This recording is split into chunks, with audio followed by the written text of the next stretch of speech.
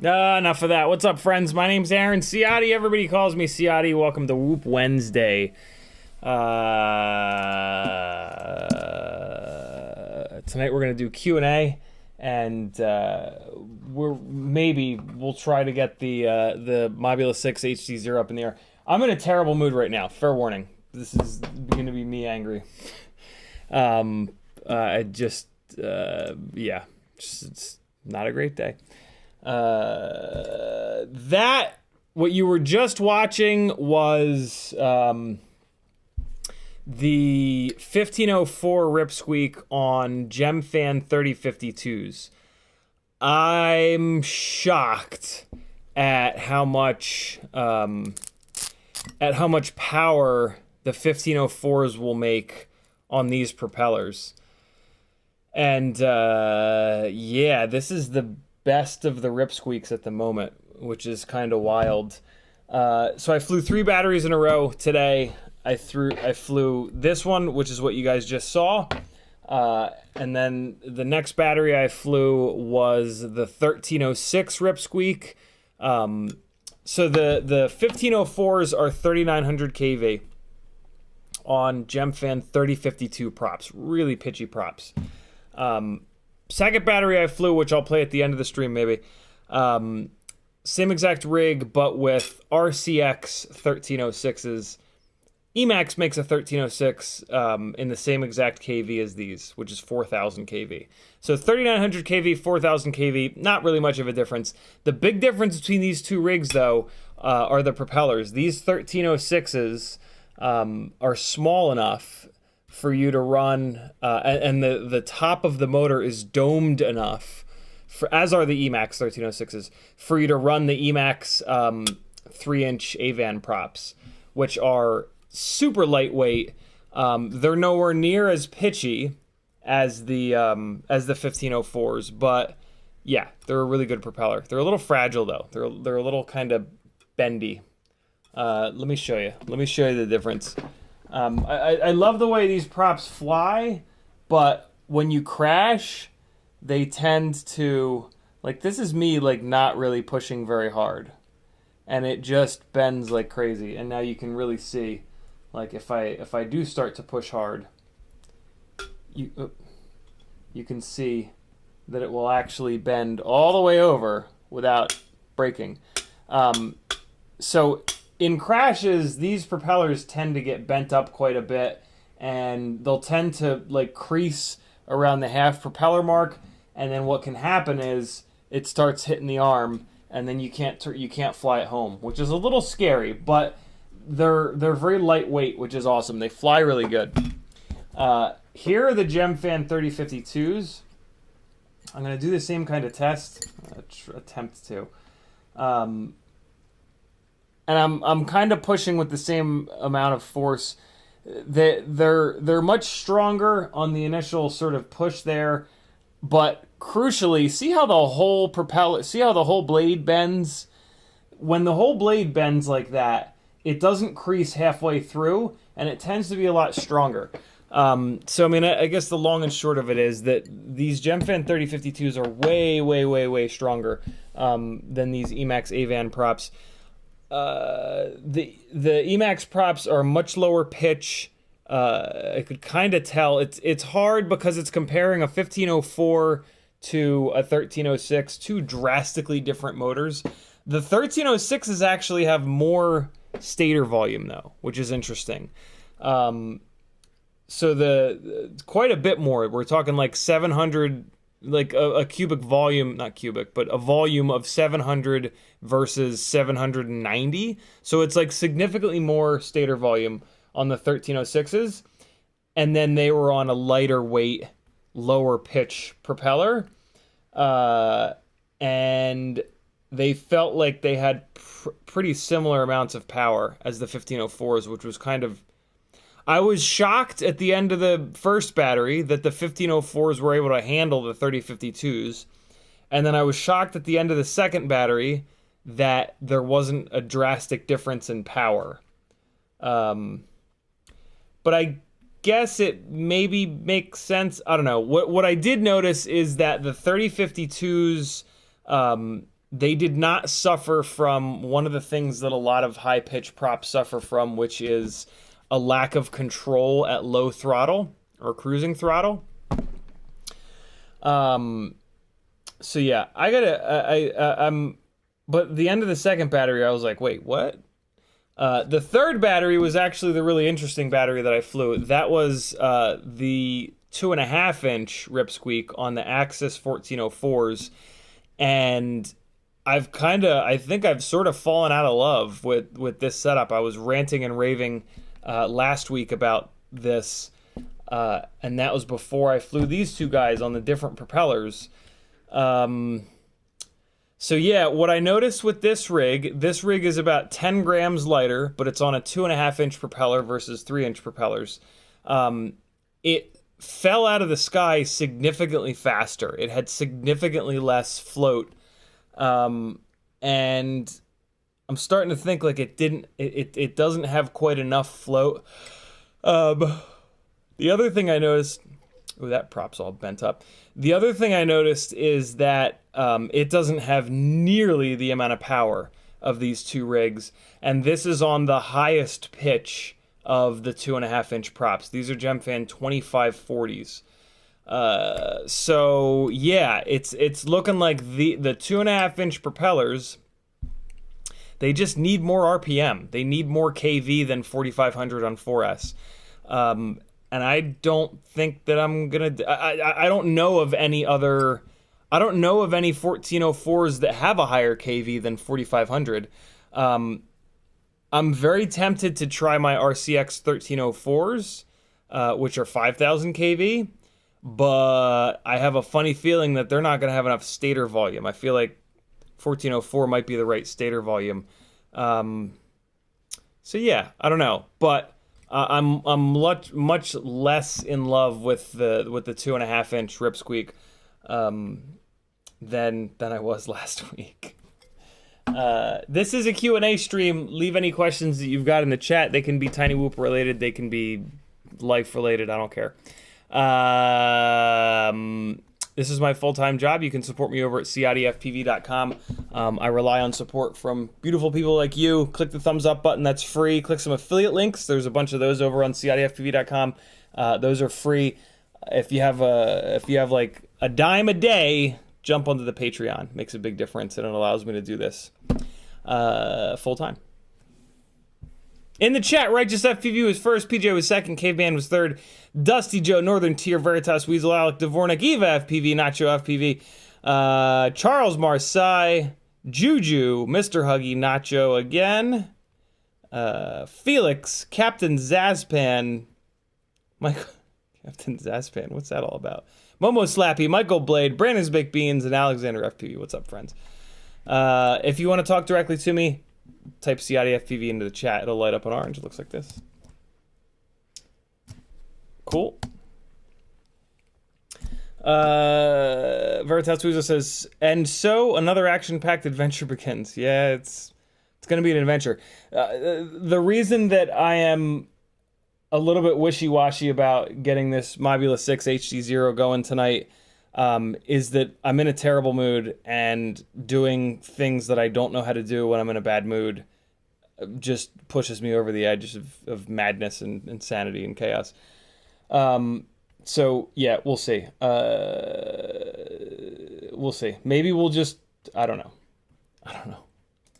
Man, am I pissed off right now. I'm just dealing with companies' incompetence screwing me over financially, and yeah, I don't understand why it's so hard to have a huge business that's not horrible to your customers, basically.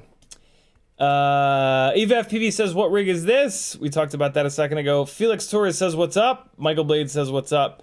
Apache Smoke says, what's up? Isaac Mitchell with a $2 super chat. Thank you so much, Isaac. He says, woot, woot. Indeed, my man. Let's look at the 1306 battery. I really want to see if there's a noticeable difference in power on this. I haven't watched, and I didn't watch that at the beginning of the stream because I was turning lights on and shit. Did I get all the lights turned on? I think I did. I didn't get to watch that at the beginning of the stream, so I'm going to put it on again and just kind of shuffle through it. Because, yeah, I demand satisfaction. I demand to see a difference between these two rigs, because they're just so... The powertrain is so completely different on these two. 1306s with low-pitched, lightweight props, 3052s on 1504s. Like, that's just so different. If I can't tell a difference, then there's an issue. So here's the Rip Squeak with the 1504, 3900 kV motors, and 3052 props. Well, this is the end of the flight that you guys actually didn't get to see. So let me see if there's anything that kind of tip. When I was flying this battery, though, I was like, wow, this might be the best that these Rip Squeaks have ever flown. Hey, here's another thing I realized. The 2.5-inch Rip Squeak with the 1404s, those 1404s are not, they're not notchy, but they're not notchy. And there is a little bit of jello. So notchy motors are still causing jello, even though Crunked says that they never ever have and ever will. Although he hasn't said that in a long time. I almost feel like he he eventually realized that he was wrong. Maybe not though. All right, so let's go. That was the end of that battery. Let me just go back and take a quick look here. I need to be able to. There needs to be a difference here. One of the problems is going to be, though, that I think the PID tune is different. I think the PID tune, well, yeah, it's way different. The rig on the 1306s will not go into DFU mode, so it has Betaflight 4.2. Both tunes are in a pretty good place, but this tune on this rig that you're watching right now is way more cranked up than I usually have my stuff. And I could tell it pretty quickly. This thing's kind of gibbling around too, though. It's kind of Mr. McGiblitzing around a little bit there. Unfortunately, neither one of these rigs have black box. They have old Talon F4s that won't die, and I'll be goddamned if I'm going to take out an old flight controller that's working and put a new one in, because it's like 50% of new flight controllers, all of a sudden, the gyros explode.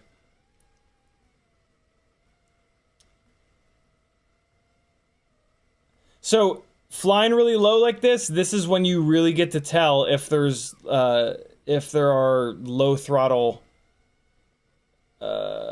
if it's too touchy, low, whatever.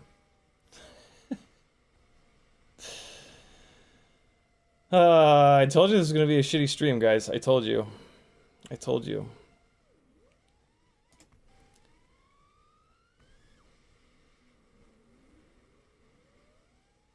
Alright, so that's a good thing.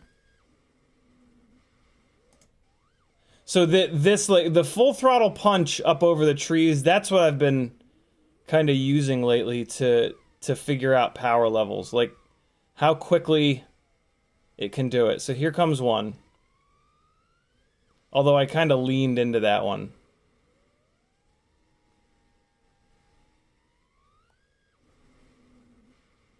Alright. So I think I have a little bit of a feel for this. Let's eject this, and we're going to put the other memory card in. And we'll take a quick look here. You going to eject or what? There it goes. All right. Northern Tier FPV with a $10 super chat. He says, hope this helps. Been there. Cheers, my friend. Thank you very much, brother. Much appreciated. It definitely does help. Everything helps. You guys hanging out with me helps. Super chats definitely help. Yeah, much appreciated, brother. Thank you, Northern Tier. Okay, so here is the 1306 Avan 3-inch prop battery. Why is it already halfway through? What is...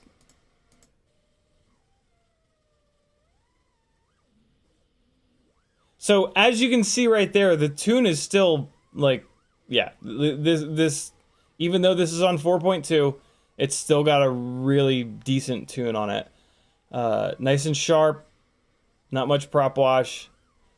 So, yeah, what we're looking for is a difference in power.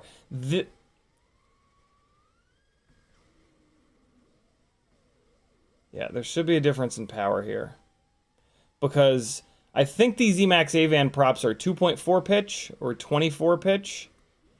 Whereas the Gemfans are 52 pitch. That's a huge difference. But what might be happening is that the 1504s might be running out of power, stator volume, whatever you want to call it, torque, for that pitchy of a propeller. And these 1306s might be, these 1306s with more stator volume might be, yeah, like maxing out this propeller. I forget what I was doing here. I was doing something, scratching myself or... Alright, so let's see. I want a couple more throws up over the trees, though.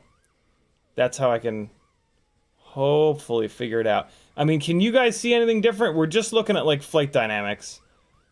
We're not looking at, like, the throw should be the same. They're the same. Yeah, I was flying different on this, too. So you know what? The tune is not as aggressive on this one, but the propellers are lighter weight, and that's going to artificially make the tune more... sharper, basically.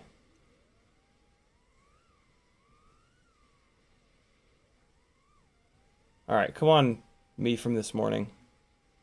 Stab the throttle. Here, do it, do it, do it, do it. Stab the throttle. Gun it, gun it, gun it. Damn it.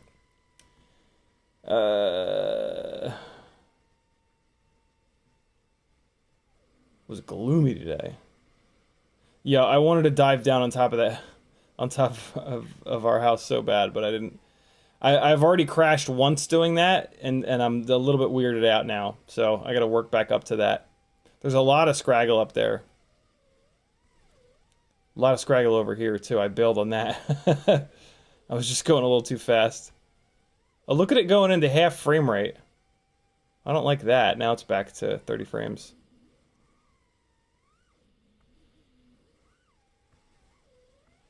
Come on, past me, really? You're not gonna hurl it up over the trees one more time?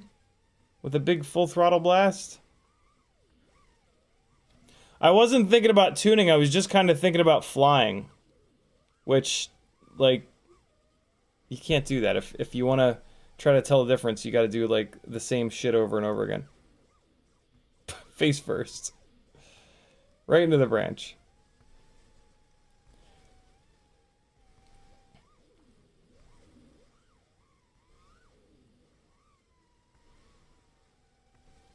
That's probably the end.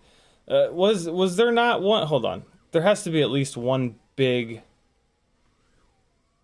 full throttle throw. Is it here? Sorta. That might be as close as we're gonna get. That was full throttle for a split second. See that? I only used full throttle on that one to try to get some rearward momentum. And I didn't get much rearward momentum, so... Yeah, there was one. It just looks weird because I did that little knife edge thing. And that's also when I realized the air mode was off. So there's a little pause there as I went, wait, what the fuck? And then flipped the switch to kick air mode back on. Was that one? Hold on.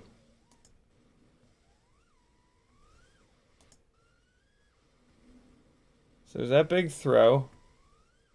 And then... Come on.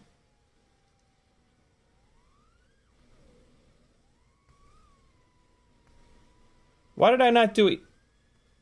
I did do it here. That's what I want to see. Okay, that's what I want to see. Although, I dug into full throttle when I was already 15 feet up. So this is more looking at the throw. Yeah... I gotta fly it again. I gotta fly him again. There's not a good enough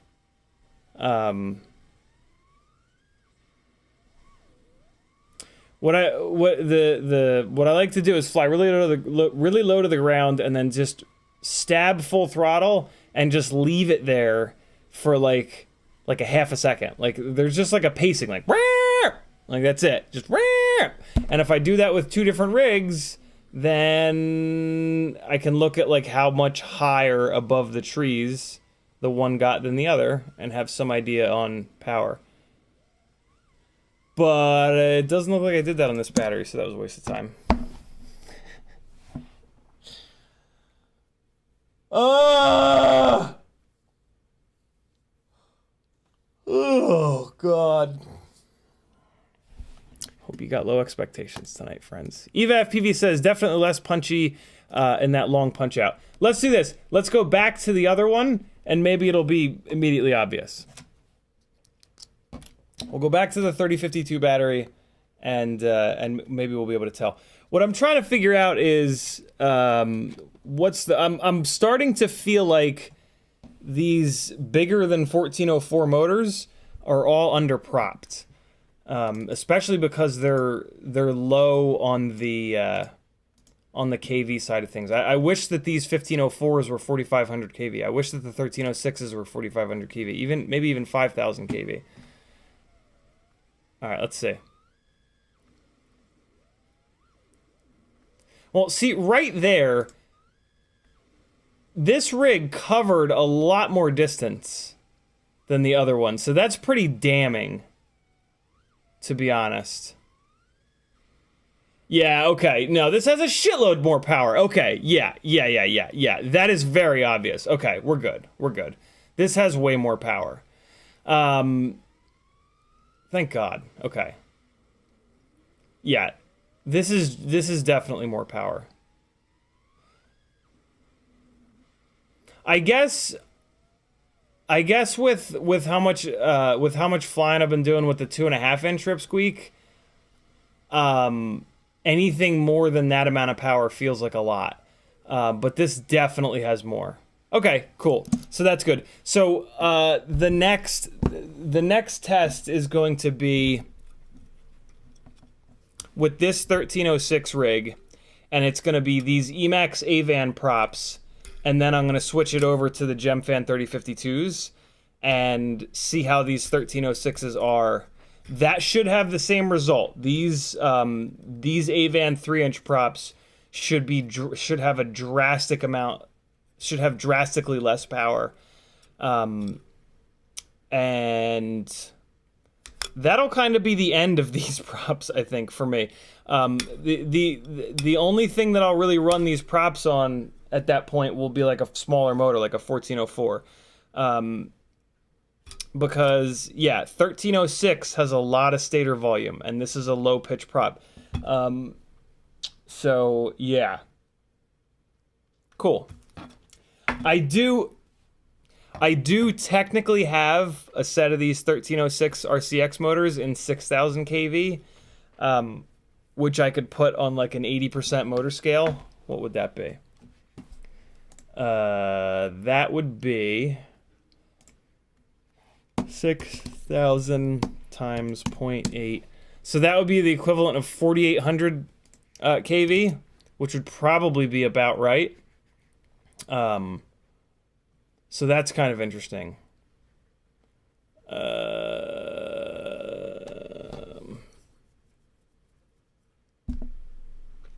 And that would be a good, God,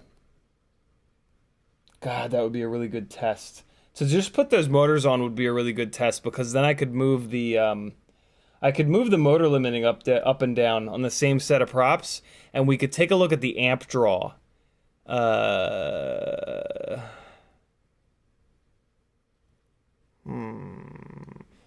Interesting.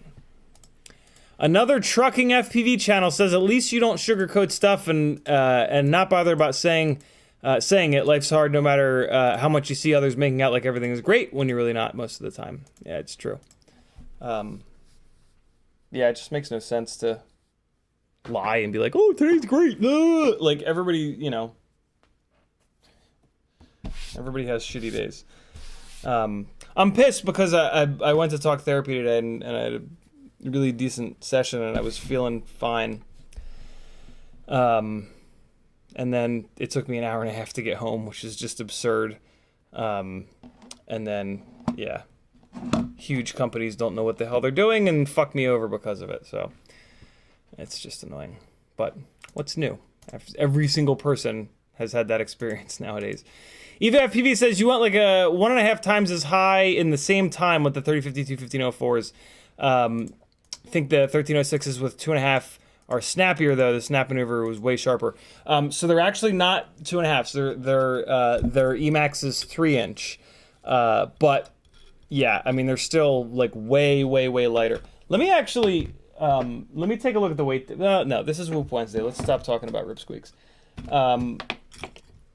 Yeah. The nail and the real problem with the Emax 3-inch props is they're too fragile. And if you're gonna fly something hard with fragile props, you're just asking to lose the rig. So the Gemfan 3052s, for me, those are like the most fragile 3-inch props that I really want to use. The Dow 3028s are significantly stronger, but unfortunately they're nowhere near as pitchy. I don't know what else there really is. There aren't many T-mount 3-inch prop options that are any good. So I think that the Gemfan 3052s are going to be the ones for these bigger motored rigs. 1306s, 1504s, 1505s. What's on the... Yeah, oh no, there is another option. It's the HQ triblade Cinewoop prop. It's not going to be nearly as efficient as the Gemfan prop. I mean, that's pretty standard fare for HQ versus Gemfan, but it's going to be even worse because that's a bullnose prop designed for use in ducts. So, interesting. PJ says, have you tried the HQ 3x2.5x3s yet? I love them on my 1504 Rip Squeak, but I remember you saying there were balance issues. Yeah, I've tried those props. I tried them when they first came out. I tried them a year after that. And then I tried them a third time last year at some point. And on all three occasions, with a dialed-in PID tune, the on the ground it would and try to fly away. They're just unbalanced. And then when I tried my little trick where you put the prop on a piece of solder, they would always have one blade that would fall to the bottom. Yeah, now that we have the Dow 3028s, that's a better option anyway. So yeah, and I'm probably not going to try those props again. I mean, screw me once, shame on me. Screw me twice, shame on you. Screw me 3 times, I'm an idiot for continuing to try them, I guess. On a loose tune, they'll probably be fine. But yeah, I tune these micros pretty hard to try to get them to perform like 5-inch rigs. They still don't, but yeah.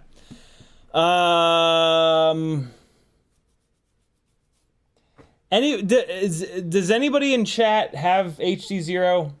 Has anybody in chat gone through the HDZero update setup, blah blah blah blah blah blah procedure? Because if I just have to like go on Google or look up somebody else's video here on YouTube, that's probably gonna push me over the edge into absolute insanity. But if there's somebody in chat that can kind of like answer my questions as they come up, I'm gonna be much more willing to go down this road. What is this?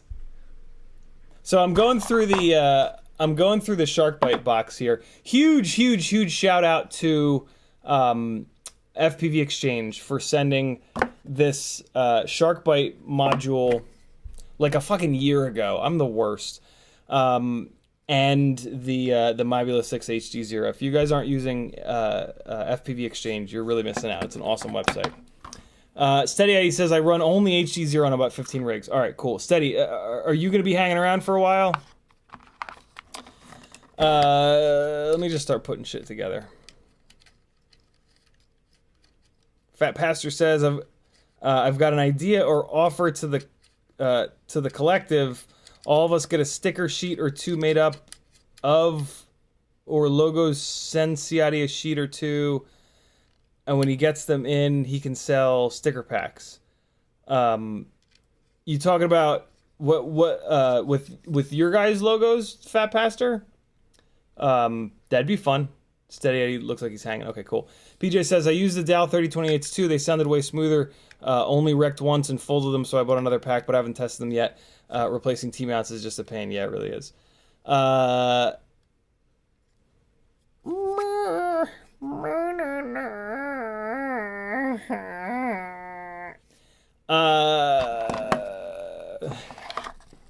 right, so here's the cable. Here's the HDMI cable that goes from this guy to your goggles. Is that the same thing on both sides? Probably. And then what else do we have here? Some screws. A big long MIPI cable. A little remote control. I have a feeling I'm going to need this.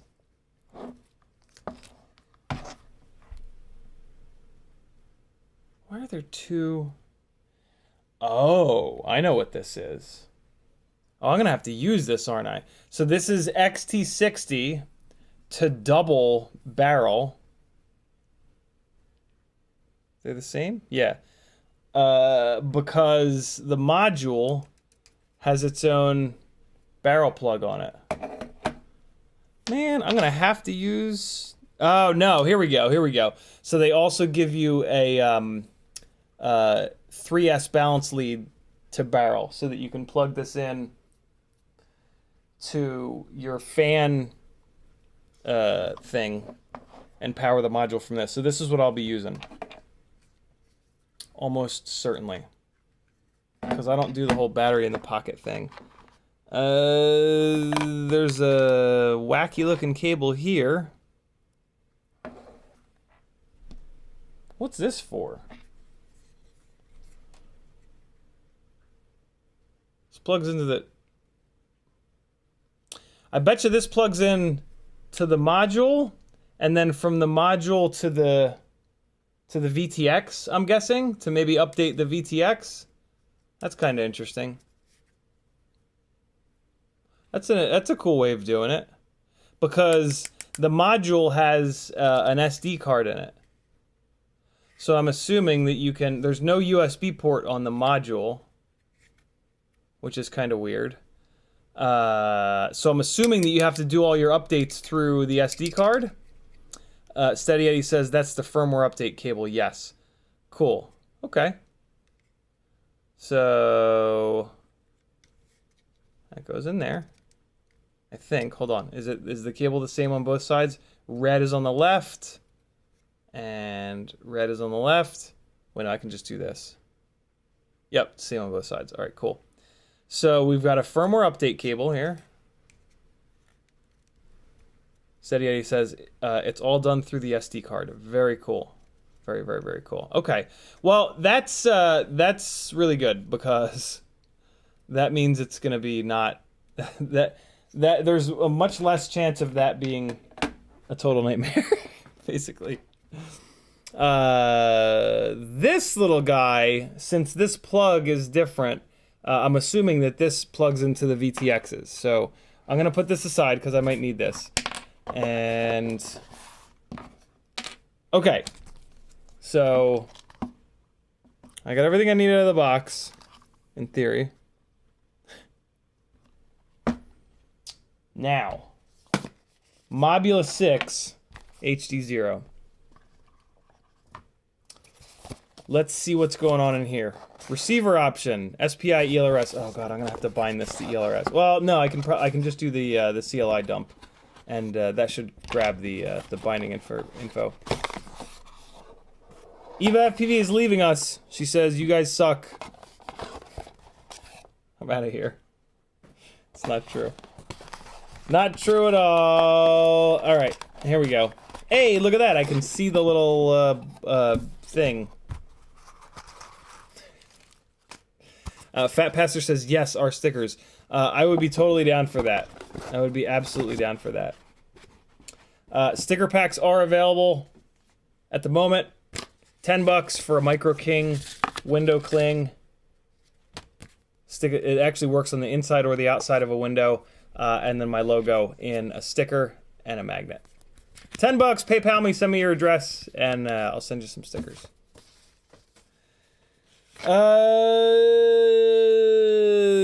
Okay. All right. Here we go. Stickers. Important. Arguably the most important. What's happening? Get in there. No, I'm going to leave these out. I'm going to put these over here. This... I'm not going to use this. Put it back in the box. Disappear forever. So we've got a... Okay, cool. So in the little baggie of stuff that you usually just throw right away... Michael D says, for the USB VTX receiver, I forget, have you tried replacing the rubbery ducky antenna with a better one? Yep, I have a True RC Singularity on there. Okay. Put some of this stuff away. Okay, cool. So, the quad comes with this little guy, which would appear to be an adapter from an ultra small little plug to the bigger update plug. So that's cool. I feel like I might as well just plug that right in. And here's the little fella. This frame is going to come right the hell off. Maybe. Unless this frame is some weird dimension. But hopefully this frame is going to come right off of here and get replaced with a much better one. But we got all this setup and stuff to do before that, so we might as well handle all the setup with it put together as is. I really don't understand the KV choice on these motors, these EX0802s. I'm so confused why they put 1900 KV motors on here. That's such a low KV for something that's this heavy. Yeah, really weird choice. We're gonna fix that. Let me take a look on TinyWhoop's website at the EX0802s. So this rig is a prime candidate for 0802s, and because they are almost as light as 0702s, but 08 is like 12 point something % more stator volume. So yeah, it's definitely gonna stay on EX0802s. These 19,000s can go to hell. I might just end up buying a set of the regular old Happy model EX0802 25,000 kV motors, because I have a feeling that the TinyWhoop 30,000s are sold out. But we're going to get to see in a second here. 25,000, 27,000. Oh, they're not. Oh. Oh.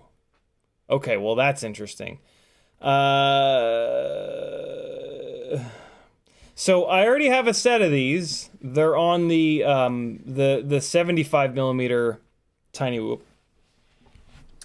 And they're really good on there. Which makes me like not really want to take them off. But they make an awful lot of sense on this rig. So I also have a set of the full can 0802s, but they're significantly heavier.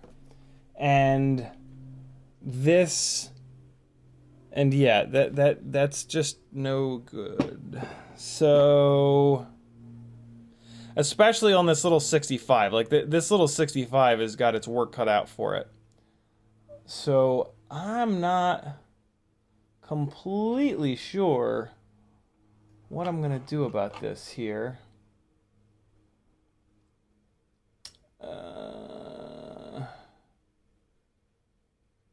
I wish I had a set of the. I wish I hadn't misordered the EX0802s in 19,000 kV.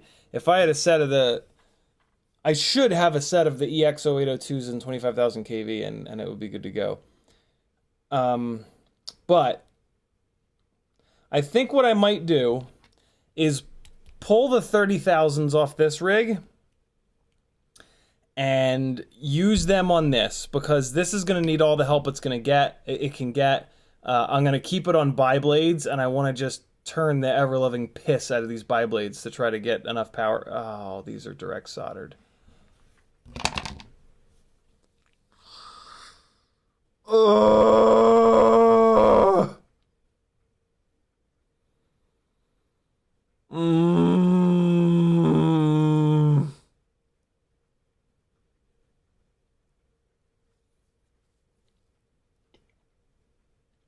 I'm not going to do that. I'm not going to do that. Oh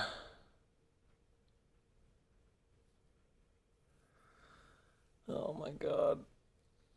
Don't sell rigs with direct soldered motors. What are you doing?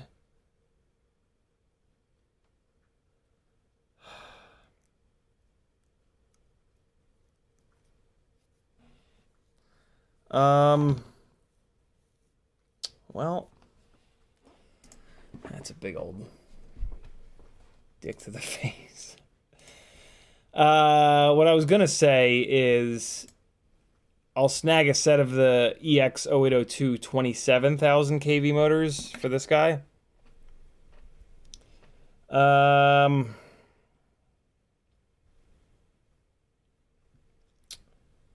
Interesting.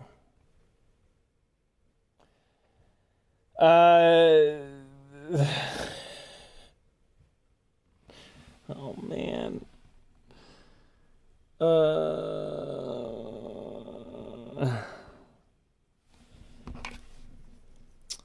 So we meet again, happy model. What I could do is just go to 3 and 4 blade props on this and leave the motors alone. But 19,000 kV is low even for the quad blades, and the quad blades are not the move. Damn. Man, I hate having to solder these direct solder these motors up.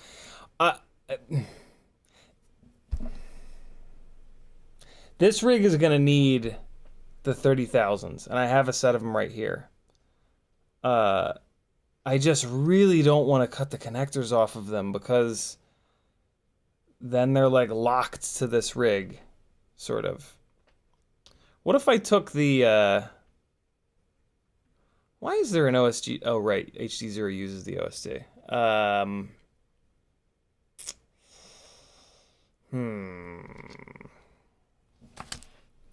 If I take...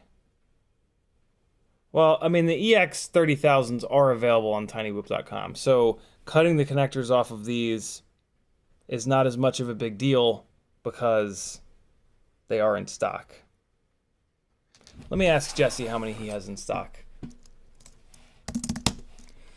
Because if he only has like one more pair in stock, that just makes things more annoying. Although he did get this second run in stock pretty quick.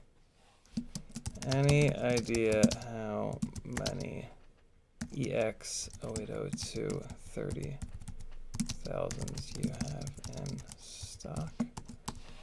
All right, cool. All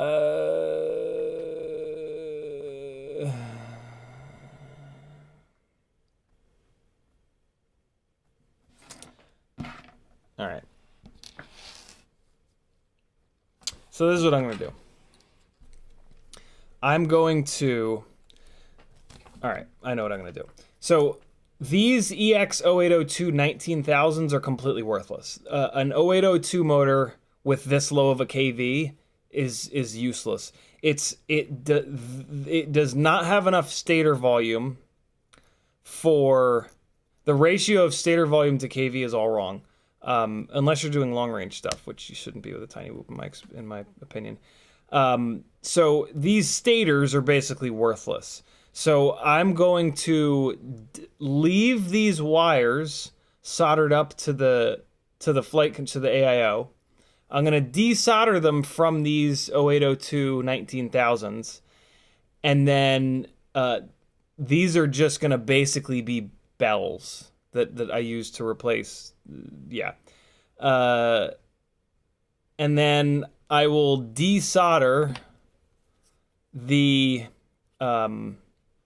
leads from these EX 0802 30000s on the motor themselves, so that I'm not ruining these wires with the connectors crimped on. Yeah, this ain't getting done tonight. That's okay though. That's okay. Not flying this tonight is probably a good idea because I'm just in a shit mood. So let's do the update stuff first, because I think I would rather do the update stuff. I think the update stuff is going to be less infuriating than soldering tiny whoop motors. All right, so Michael D says you can desolder the wires from the motors. You can, in the new Happy model motors at least. Dub Squared says those 19,000 motors are great on a 75mm whoop. I'm in a 75mm spec racing league. We require 19,000. Yeah, even on the 75s, the 19,000s don't have enough power for me. The 75mm whoops are so much heavier that I find that they absolutely need like 25, 27, 30,000 kV. That's just me though. You know, I'm flying freestyle. That's completely different than racing. I have zero interest in racing. So yeah. It's just insane to me that they didn't put the 25,000 kV motors on this. It's really just the stupidest thing ever. But I don't know. Maybe someday they'll have someone working for them that actually flies. Wow, this I did not think this was going to turn into quite this much work. But we better get started because it has to get done. It must get done. So, okay. HDZero update procedure. Let's see.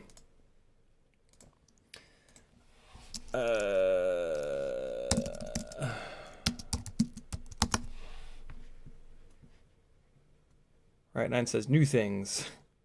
And Michael D agrees with him. What's up, White Fox? How are you, brother? Right, 9 says, how about leave the motors as stock, put on the HDZero so we can tell what the upgrade does. Now get doing the new things. I mean, it's just gonna... Yeah. I guess. I mean, I have to pull it all the way apart, but I mean, it is a tiny whoop, so pulling it apart's not that much work. I guess I'll leave these motors on it for the time being, and we'll put the quad blade props on, and we'll see if it's even remotely acceptable with quad blades. I mean, I guess we might as well fly it with the buys too, so that we have a comparison. But yeah, I mean, realistically, like, I'm gonna hate it. I also have to move it over to BT 2.0, and that's gonna be kind of annoying because I don't have any more pre-made BT 2.0 leads. So, all right. Oscar Liang apparently has a good article on HDZero.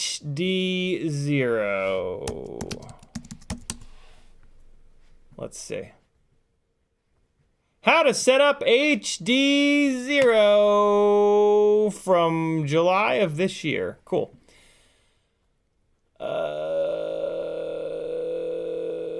Firmware. Download firmware. Look at that. All right. Yikes. What do I have here? I've got the... Doesn't even say. Sharkbite module, I think it's called. Let's take a look. Event VRX. No. Oh, manual. We don't need manual. Firmware. What? Okay. What? All right. So revision numbers are going. Well, they start to go up, but then they go down. What in the world? Okay. Date, month, year. Okay, cool. So we got 3. That's because the date's first. 01, 03, 06. I feel like this is all I need. Is this all I need here? Maybe this is what I need. So that's downloading. And let's unzip it. Hey, look at that. Customize logo. Okay, so we got a whole bunch. Let's just unzip all these guys. What's the custom? What? Unsupported format. Come on now. Come on now. Oh, they weren't all zipped. Okay, cool. Customize logo. What's that? Well, look at that. I don't care about that. Freestyle VTX. Oh, interesting. Is there one for each VTX? That's kind of cool. HDZero VRX. No, we want Sharkbite VRX. Okay, cool. So, hey, here we go. Sharkbite. All right. Is there a text file? No text file. That's okay. All right, so I need a memory card.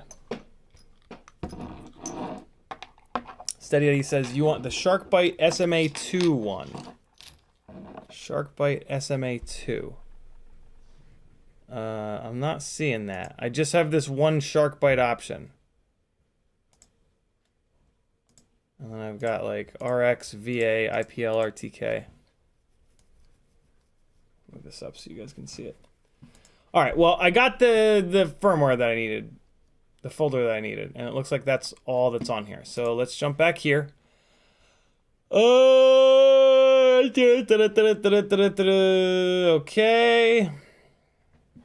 Process takes 10 minutes. Jesus. Oh my God. Okay. Unzip and copy. Good to go. Wait, what? Oh. Wait, unzip and... Oh. Oh, can I just dump them all onto the memory card and it'll, put the whole contents on it? Steady Eddie says. Well, that's amazing. So, I gotta get rid of these zips then. What if I don't want to customize the logo? I don't...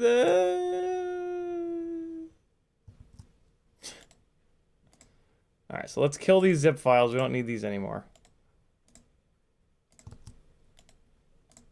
All right. So I'm just going to dump all this onto the memory card, it sounds like, right? That feels too easy. So this is going to be a memory card that actually records 720p DVR, so I don't want to use one of these tiny little cards. Let's use this guy, because he's kind of a suspect card. All right.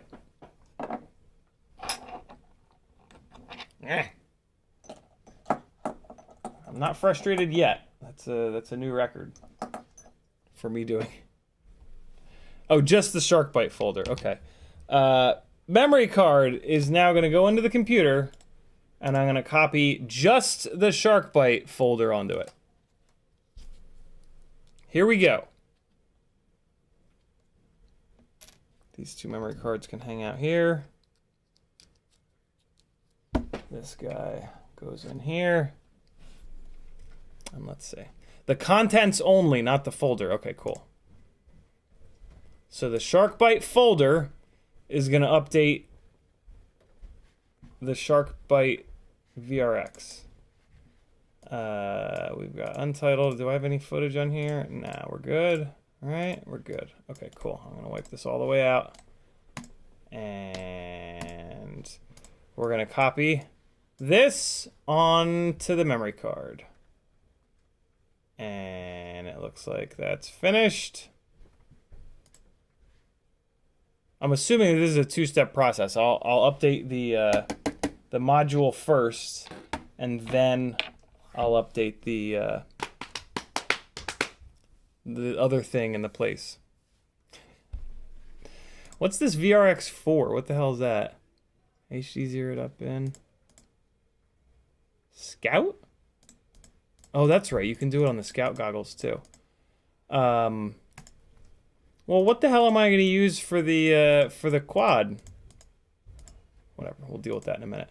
Okay, so this is good to go. Let's spit this out, and we'll try to update the goggles first. So now what? Do I just? Well, here I can do this. I've had the little schlip schlap on here for a while to mount this damn thing to. So let's hang it off the front of the goggles, because I kind of need to now. I can't believe they used an M2 screw for this instead of a like a little knurled thumb screw, but whatever. This was like an early one. Maybe they're doing it differently now. All right, so here's how it goes. I should be doing this so that you guys can see it. Here's how it kind of sits. Here's the little flibby flobby that they give you. Little replacement fan cover.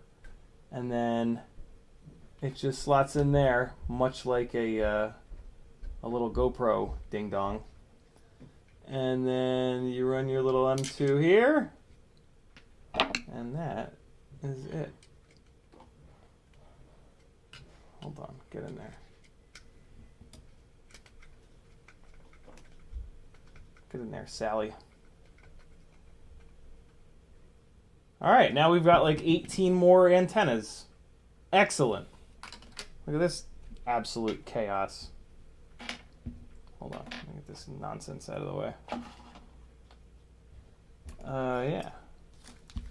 There you go. So now I'll look like 10% more of an asshole.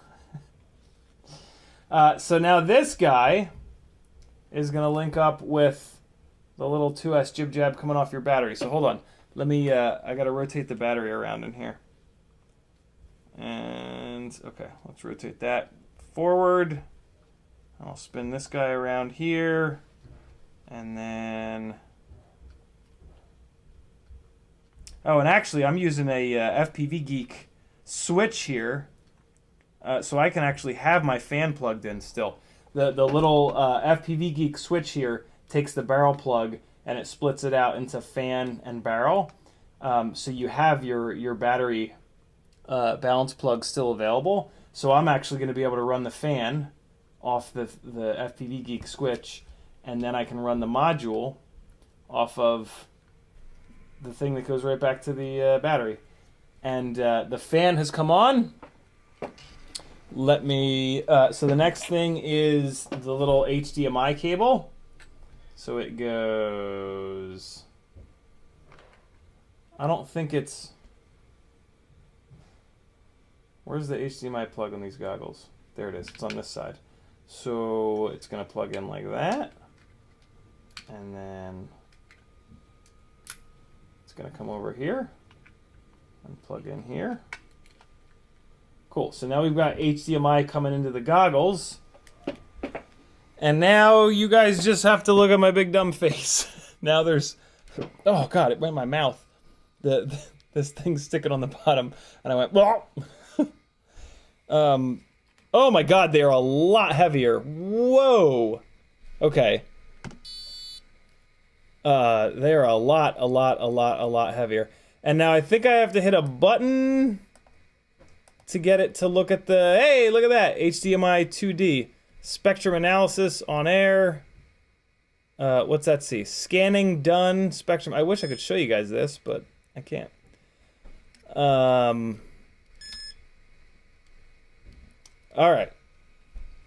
So let's just try putting the memory card in and see what happens. Maybe it's magic. I have a feeling like you have to turn it off and on. I have a feeling like you have to turn it on with the memory card in it. but let's just see. Well, the HDMI cable covers the memory card port. That's stupid design. Come on. Can you just... Can't you... There we go. Alright, memory card is in. Let me see if it says anything on the screen. It says SD card inserted. Scanning done. Spectrum analysis. On air. Rescan.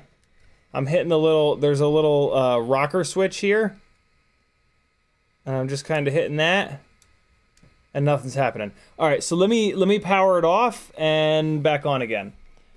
Which is going to be just pulling the barrel plug. So let me do that.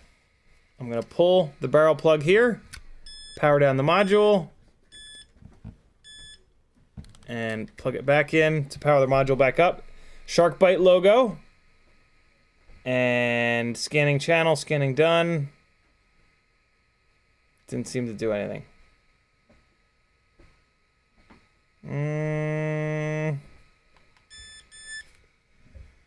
Alright, hold on. Unzip and copy the firmware of the root directory, then insert the SD card into the module. Power on the VRX. The update will begin automatically. Just wait till it shows a message. Firmware update successfully. Repower VRX now. That's it. Yeah, it's not doing that. Let's power it down one more time. And power back up. Sharkbite logo. And just go straight to the same screen. Okay, let's pull the memory card and we'll take a look at the file. Maybe I copied it over wrong or something like that. Alright. I mean, I just dragged it over. Maybe it needs to be in the folder? Maybe? Come on. There we go. Okay. Right now it says what format is the SD card. I am not sure. Probably needs to be in FAT32. Take a look at that as well. Okay. Yeah, everything's on there. So let me reformat the memory card as FAT32. And then we'll see what's up.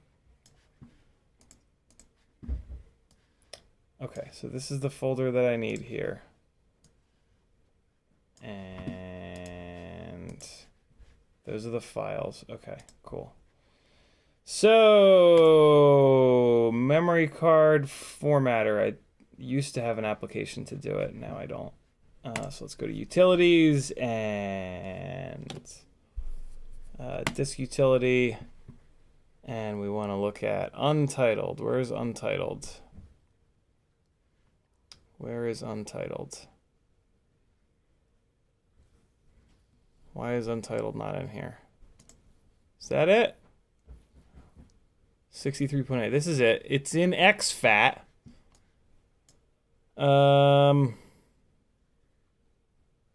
CMYK is in the house. He says it's weird being so far ahead in time.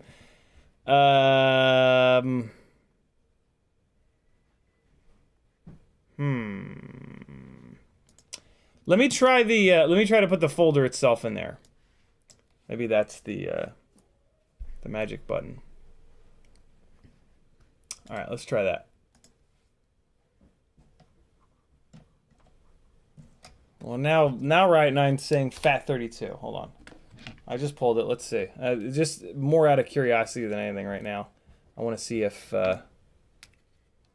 doing it this way with the stuff in the folder will work. Okay. I don't need to put the strap on. Sharkbite logo. Nothing. Same thing. Okay. That's fine. Let's put it in FAT32. Let's put it in the fattest of 32s.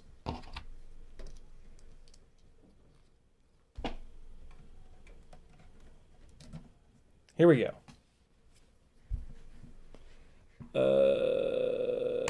Disk utility. We are going to erase. And we're going to, well, my options are XFAT and MS-DOS FAT. So I'm assuming MS-DOS FAT is what I want. I'm going to hit erase. And let's see here. Done. There's Untitled again. It's empty. Copying the files over. Come on. There it goes. All right. Eject. See if that did the trick. Okay. Come on. Come on. Come on. What? What? Get in there. There it goes. Okay. Let's see. Hey, there it is. Read file. Little progress bar. And it just finished. Write shark bite. Little progress bar. Oh, that's going to take a minute. Oh, that's going to take more than a minute. It's going to take 2 to 3 minutes. All right, we weren't fat enough. X previously being fat was not fat enough. We had to be MS-DOS fat. That's fucking fat, yo. MS-DOS fat? That's seriously fat. That's a serious amount of fatness.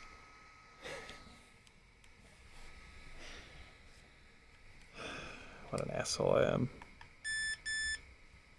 Stopping the DVR on the fat sharks. All right. Halfway done. Writing shark bite. Oh, don't you fucking dare. Don't you... Don't! It'll brick it. Oh, I'm fucked. Oh, fat shark, you assholes with your horrible voltage metering. All right, everything's fine. Just everyone say a little prayer. Don't say a little prayer. It won't do anything. Come on, it's so close. It's so close. Come on, come on, come on. Of course, now the beeping is done. Everything's fine. It says write done. Oh, now it's back. It's back to write HDZero _ VA. Oh boy, that's gonna take a while too. Whoa. Whoa, boy. Okay. Hope you got a snack ready. I wish I had a snack ready. I am fucking starving. That's one of the other reasons why I'm so angry. Is that I'm really, really, really hungry. I have not, I just had cereal today. Oh, man. I hope the battery holds out. Big FPV says takes 10 minutes. Oh, shit. Well, I guess if I have to... I guess I can pull power to the goggles. It's just the module that's doing work. So, if I pull goggle power for the time being... right, because this is going... Yeah. I'm going to pull goggle power. And then the module can keep doing its thing. Okay, cool. Alright, so I'll plug it back in a while. So once that's done, this, I'm going to have to do something on here, I'm sure. So let's figure out how to get this little guy plugged in here. Ooh. Okay. Don't bend the pins. Don't bend the pins. There we go. I either bent the pins or it's plugged in. One or the other. Okay, so that's good to go. What files, the question is, what files do I need to put on the memory card for whatever the hell's in this little guy? So this is like their whoop donkey. How to flash HDZero VTX. Here we go. Connect VTX to the firmware update port. You don't need to power the VTX as a power from the VRX. Awesome. Process is the same. Aha, here we go. All right, so this is, I need to figure out what is in this little fella. HDZero freestyle. Probably this. Probably this. Let me do a quick search and see if that's this kit. Yeah, it is. That's the one! Okay, so it's the Whoop Light. So I need this file. Whoop Light Race. Okay. It's not gonna be in there. It's not gonna be in there. What? What the hell?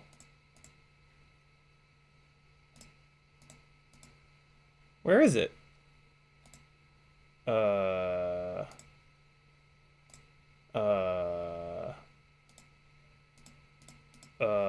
What?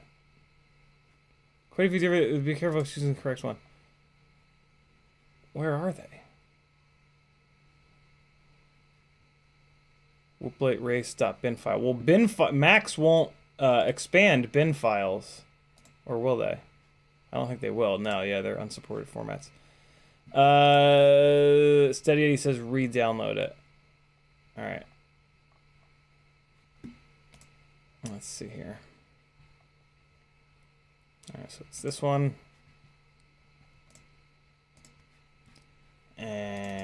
Okay. Alright. Hey, Whoop Light. Whoop Light Race. That's the one. Cool. Oh, farts. What? Wait. What? Wait. What? What? No, I don't want you to do the bin. I want you to expand the zip. What? Why? What? Oh, okay. HDZero underscore TX2.bin. So I have that in this other folder. It's 2. HDZero underscore TX2. So that's what I'm going to use for the Whoop Light. All right. That makes sense. Yeah. Here. Wait. Hold on. Okay. These are all zips in here. These are all zip files. This is the one I want. Whoop Light, Race, Rev1, blah, blah, blah. Double click that. There we go. This is what I want. Okay. Cool. We're good. Yeah. That's fine. So this is what I need to put onto the memory card for the jib jab. All right, let's plug the goggles back in and see how the little progress bar is doing. Still going. God, no. No. Don't die. Don't you die. This is a high stress situation that we found ourselves in, friends. High stress. Big FPV says you don't want a TX file, but I do. Because it's a transmitter. It's a video transmitter. Big FPV says just Whoop Light file on SD card. Okay, so it's the zip file that I should put on the SD card? I can do that. Vertasusa says HDMI cable going across the SD card slot was engineered to prevent anyone from accidentally or intentionally removing the memory card. $50 surcharge. I'm actually down with that. And I guess you're not going to leave this module on all the time anyway. So, kind of makes sense. Oh, it's almost there. Right, done. Oh, God! Now it's doing another file. Oh, man. And I know that the battery's getting low because when it beeps, the screen is starting to dim. So, let me do this. Get another battery that I'll power the goggles from, and hopefully the battery that's hooked up to the module Oh, yay! Firmware update successfully. Repower VRX now. Look at that. Goggle batteries are always winning.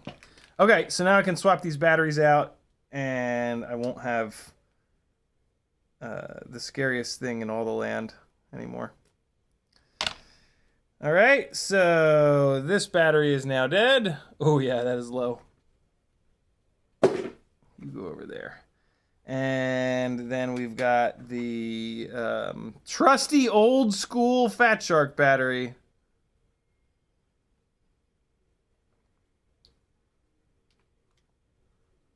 I have to start using this balance plug. Are you kidding me?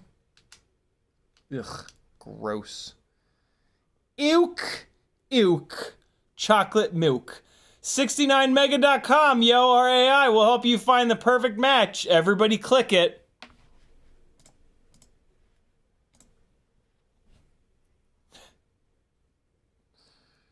User has been hidden. From the channel.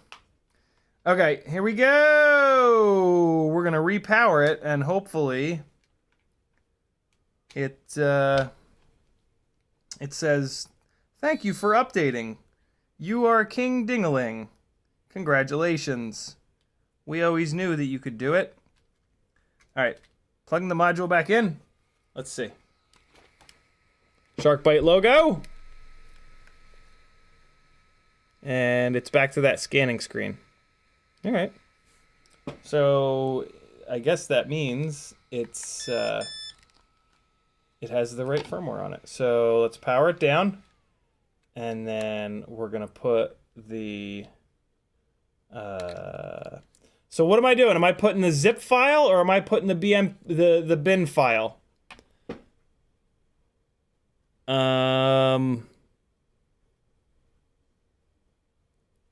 Big FPV says unzip it. That's what I did, Big FPV. When I unzip it, it changes the name to HDZero_TX.bin. And Riot9 says bin file. Steady Eddie says the bin file. Okay, cool. So I'm good. I did the right thing. All right. So memory card. I can gone forever. I can remove the files that were on there, I'm assuming, and replace. No. Don't ask me to back things up. What? Parking? Photo? It put some weird files on this memory card. Oh, it looks like it deleted it. Okay, so it deleted it. So now I'm going to put this HDZero_TX.bin on here. Let me make absolutely sure that it deleted it. Yeah, it did. Okay, so we're good. That is now on there. I should now just be able to snarfle the Garthog, and we'll be good to go. So memory card into the goggles, and then I'm gonna plug this little cable into the whoop, and in theory, when I power this up, it'll do the thing and be good to go. So, okay. This now becomes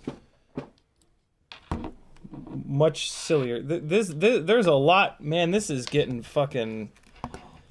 This is getting Doc and Marty McFly up in here. There's a lot of antennas. There's a lot of shit hanging off these goggles now. All right, whoop is plugged in. Ish. Hold on. Get in there, you right fucker. There we go. Okay, that's all plugged in. Now, I'm gonna power up the goggles first, and then plugging in the module. Ready? Module's plugged in. Let's see what it says. Right HDZero TX. Right done. Firmware updated successfully. Repower VRX now. Unplugging the module. Plugging the module back in. Shark Fight logo. Everything's in my mouth. That's what she said. Scanning done. Scanning done. Okay. Alright. I think we're good. Let's power everything down. And... fuck, I don't have a PH 2.0 battery. I mean, in theory, this thing will now connect, right? So, let me get this unplugged.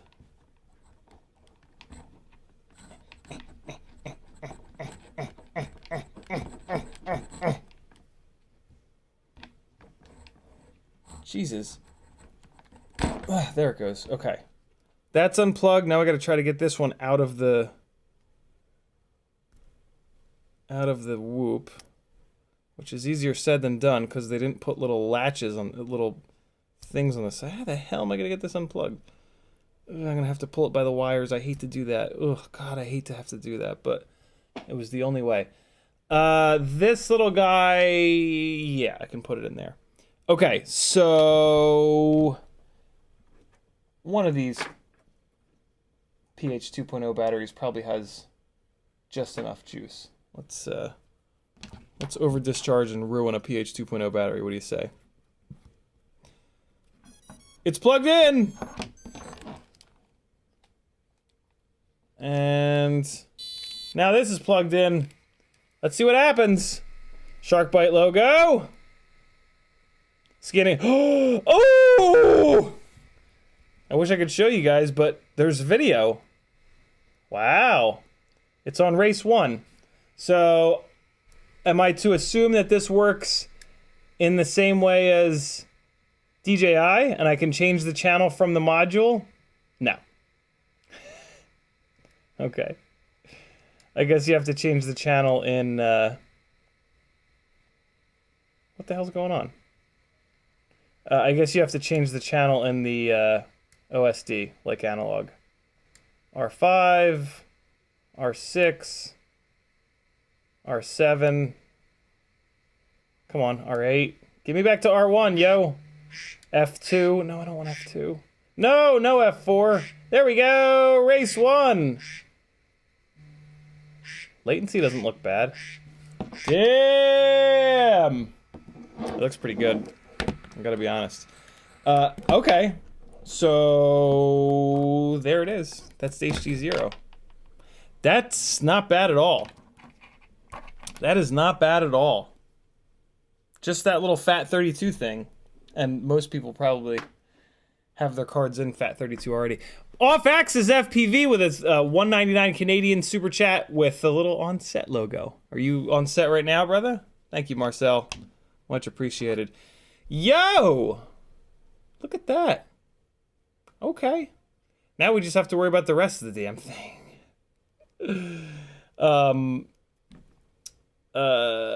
Let's do this. I do have BT 2.0 batteries that are charged. 7:30. Let's move this over to BT 2.0. We'll put it up in the air. And then next Whoop Wednesday, we will dial in the motor selection. How's that sound? Look at this is a lot. This is a lot to ask of me. This is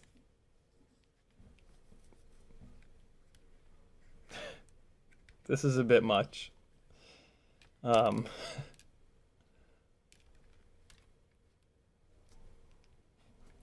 know. Veritas User says, I spoke with Fat Shark. They said they don't support HDZero and blew me off. Yeah, they don't. It's Divimath now that you need to work with.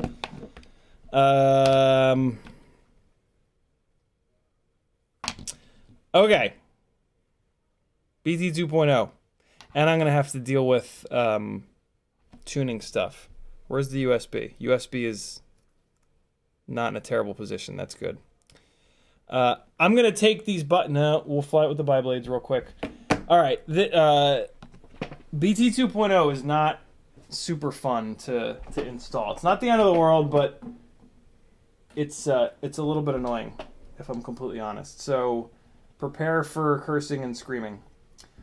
Let's get this off of here. This being the shrimp wrap. The shrimpiest of shrimp wraps. Did they at least use a solid pin pH 2.0? They did. They did. That's nice of them. Yeah, I'm not even going to bother to run this on pH 2.0 because it's already like... It's already handicapped by the fact that it's got very low kV motors. So yeah, just running this on... Here's me. If I were to run it on the pH 2.0, here it is. Oh, all right, guys, it's flying, and oh wow, it's got no power. Oh god, this is awful. Oh, and the battery's dead. There you go. There it is. There's the pH 2.0 experience, as if I actually ran it on that. Because I can pretty much guarantee you that's exactly what the conversation would be. So let's fix that. All right. What is happening? Why is this like glued? You put glue on the inside of shrimp wrap? What? Is this real life? Okay. Wow, that's janky as fuck, bro. That is maximum jank. Jank level 5,000 right there. That's what that is. Logitech, I will fucking cut you. Focus on it, you shitbird. There we go. Look at that. That is super jank. I don't... Is that how all pH 2.0s are? They better not be. Although if they are, that explains a lot. That's ridiculous.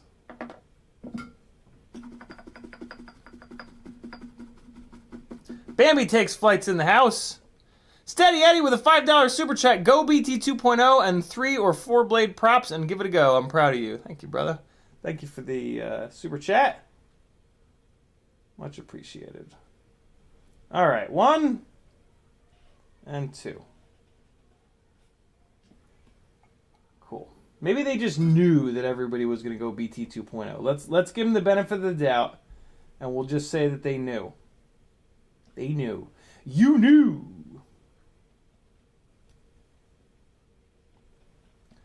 Okay, so the easy way to remember BT 2.0 is round rhymes with ground. So the rounded side of the plug is the ground side of the plug. And so we're going to use this part here, this one here, and we're going to remember to put the... We're going to remember to put the shrimp wrap on before, because once this is soldered on, we won't be able to put it on after. Well, no, yes, we will. Yes, we will. Because the shrimp wrap is going to go over this part of the connector, we can actually put the shrimp wrap on afterwards. So let's solder it up, and then we'll get it shrimped, and then we'll profit from me saying, it's got no fucking power. Why the hell would they use 19,000 kV motors? Wah, wah, wah, wah, wah. That's what's coming. That's what's coming. Fair warning. I'm going to use this putty stuff from that place. And round is ground. All right, so this is going to be interesting. So let me put it sideways here, I think. And I think I can then, oh man, now I gotta get it off to the, I gotta get this mushed over here. Okay. So we'll put it like that, kind of brace it against the bottom of the little tin there. And then I can probably, yeah, I can swing that. One thing I am gonna do, on these BT 2.0 plugs, there's like a flat bladed like part. It's round and then it's cut in half. And you can grab it with pliers and you can rotate, and you want to solder to the flat part. So do yourself a favor and rotate these so that the flat part is outwards.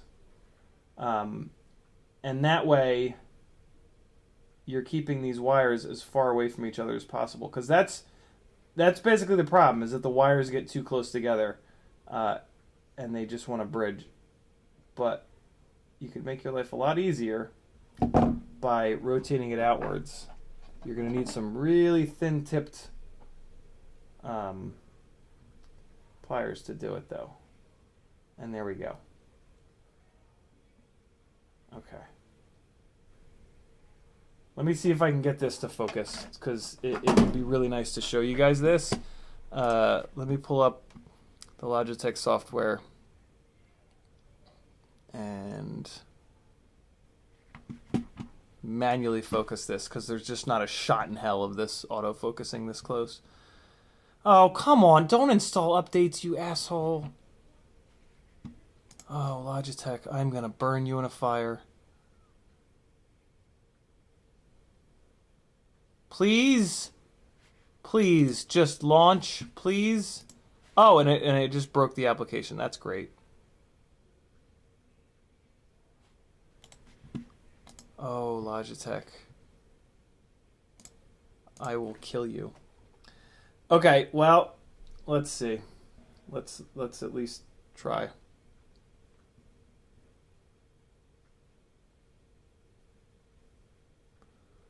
Trying to show you that the flat part is facing outwards, and it's just not cooperating. Oh! The Logitech software just popped up. Great. Okay, I got it. I'm clicking got it. Okay, here, device settings, and what? I swear to God, if you took out the ability to fucking manually focus this thing, I'm gonna... Come on, man. Are you... What? What the... Why is it all grayed out?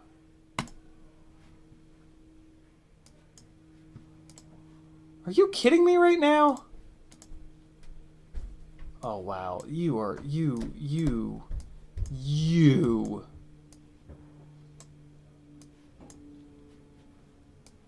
Well, that works. What? Jesus, thank you. Oh my God. All right, here we go. There it is. So the round boys that you're going to be soldering to have flat spots on them. There it is. There you can see it. So put those flats outwards so that we're going to solder the wire on the outside there. Got it? Make sense? So yeah, that's how you want it. And you can just grab those guys and rotate them. Just grab them a little pair of pliers, rotate them so the little flat spot's out. Hey, amazing. Okay. Here we go. Now for the hard part. We're going to tin them first. Let's just knock that out with it vertical, and then we'll figure out how to put it sideways and get it on in there. If you thought soldering XT30s on was hard, you ain't seen nothing yet. Alright, bunch of flux on there. You want to try to be quick with these so you don't melt the plastic. So this is going to go fast. And ideally I just want to tin this one side. So get it hot, add some solder, and that's it. One side done. Other side. Get it hot. Oh, nope, I got it pointed in the wrong direction. Get it hot, add some solder, get off the pad. Well, it's not a pad, but you know what I mean. And yeah, there's a bunch of solder on those. Cool. It's probably roasting hot. That's not too bad. Oh, yep, it is. Yeah, it is. Oh, it's hot. Jesus, that was... Ugh! God. Round is ground. That is towards me. So we're going to do... yeah, let's put it like this. And I can come down with the soldering iron on each side. So round is ground. Ground is on the right. See if we can get this on the first hit. Actually, I'm going to expose myself a little bit. No, I'm going to expose a little bit more of this wire, is what I meant to say. And yeah, there's just not quite enough non-insulated wire. Oh, come on now. There we go. All right, just pulling back a little bit more of it. And I'm actually going to tin these. Usually from the factory they use leadless solder, and that shit sucks. So I'm going to re-tin. I'm just going to add a little bit more solder to the exposed bit of these wires. Okay.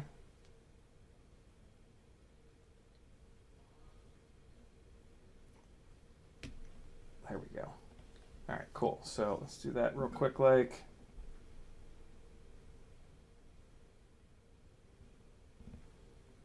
All right, that one's good. And that one's good as well. I still don't have quite as much exposed bit on the power lead as I want. See if I can just pull back the silicone shielding a little bit. Yeah, there we go. That's better. All right, here goes nothing. This is it's going to be a little difficult, but we'll get it done.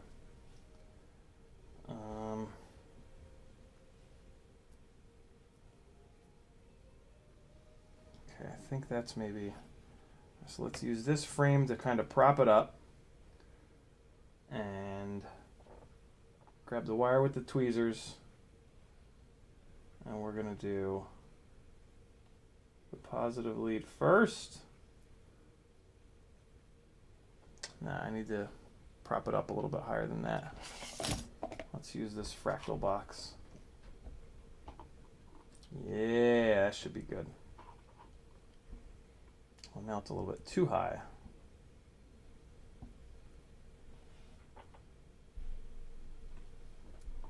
Okay. Get out of here. Okay. Yeah, that's the stuff. All right. You want the wire to sit basically like exactly where you want it to be so that you're not trying to move it around with the tip of the soldering iron. I'm actually going to do this. I'm going to change a little bit. I'm going to do this sideways like this. Okay. Yeah. Hang this guy off the side. Okay. And the one of the big things is you want to try to get the wire to go like directly under the pad. Although, actually, if I solder this at a 90 degree, that yeah, I'm going to solder this at a 90 degree because there is that big flat spot. Let's just try this. Let's try this at a 90 degree. Soldering iron is on. Both have molted. Good to go. Give it a second to dry. Okay, that's good. Let's grab the ground. And we're going to do the same thing there. It kind of makes more sense to do it at 180 degree, but kind of can't do that. This will be interesting. I'll be interested to see if this works. Since I'm doing it this way, I'm going to just cut a little tiny bit off of the ground exposed lead. All right, here we go. Wire melted, lead melted. And there we have it. Cool. So let's see what this shrimp wrap does around this 90-degree bend. That's where we ended up. And it's soldered up to the, like I said, to the flat part there. So it's got a nice, like the wire is sitting up against that flat spot, like sideways like this. And that's a half decent contact patch. It's the same contact patch that I would have had soldering it up straight. But what's nice is now it can kind of sit like this, and these wires can sit up there like that. You know what I mean? Yeah. That might be good. Might suck, but it might be good. Let me find some shrimp wrap. It's gonna work. There. So we're gonna pick something that is slightly not big enough to go around the head of the BT 2.0, because I'm then going to stretch it out, and that way it'll clamp down on the wires really tight. So this one here, this is a little too small, I think. This guy is... These are the same? These are the same. So if I go one jib jab up, that's the same as well. If I go one size up, what do we got? We got this one. Let's see what this one is. This one's probably going to be too big. Yeah, okay, so this one's too big. So we're just going to stretch the shit out of this one here. So let's cut it to length. I probably only need about that much. And let's see how much it'll stretch before tearing. Alright.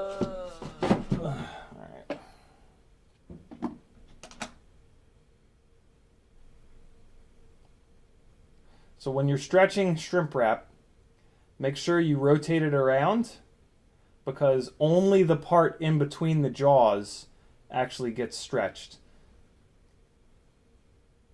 And then also you want to flip it over, because it stretches one side more than the other.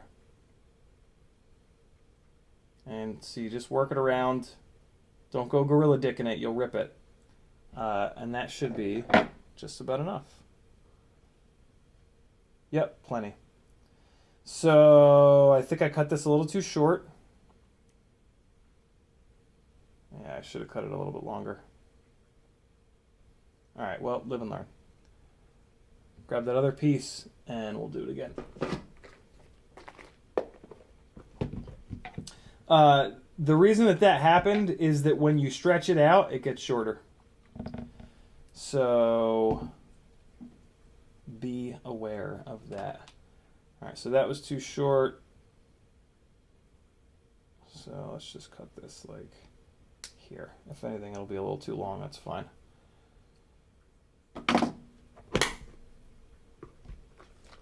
Okay. And here. All right, so these pliers aren't really going to work for it now that it's longer. But I got these much more needly needle nose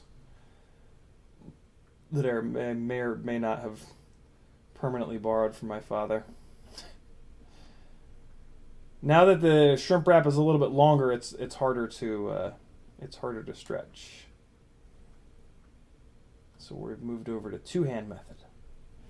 That might actually be enough. It was pretty close to being big enough. Yeah, we're fine. This is good. Okay, so we're going to get it on here, get it around the corner, and we'll see what happens. It may very well like nicely make that 90-degree bend, or it might get all angry. I think it'll be fine. Problem I'm having off the bat is getting it down far enough on the BT 2.0, but as soon as I say that, it goes far enough, and now we're good to go. Okay, so let's see. I'm going to hit it with the lighter rather than the torch, because it's a little bit gentler of a heat. And I'm just going to keep it moving so that it's even more of a gentle warming up. And it's doing well. Yeah, good to go. I'm actually going to hit it. I'm actually going to put another piece on because it's getting really thin there. And I mean, I have the other piece. I have the too short piece here. So let's get the too short piece on here. And that's just going to beef up that 90-degree joint. I think we'll be all right. Come on. Get down there. Get down there, little buddy. So what's going on right now is it's shrinking up because I put it on a little too quick, and I put it onto a hot BT 2.0. All right, so that's started to shrink up, so I'm going to re-stretch it out a little bit because going around that 90-degree bend is kind of a pain in the ass. All right, so just re-stretching this real quick, and that's probably all I need. And now this is cooled down, so it won't try to shrimp it. Okay. There we have it. There it is. All right, cool. And now that's on that angle. Let's get it hot again.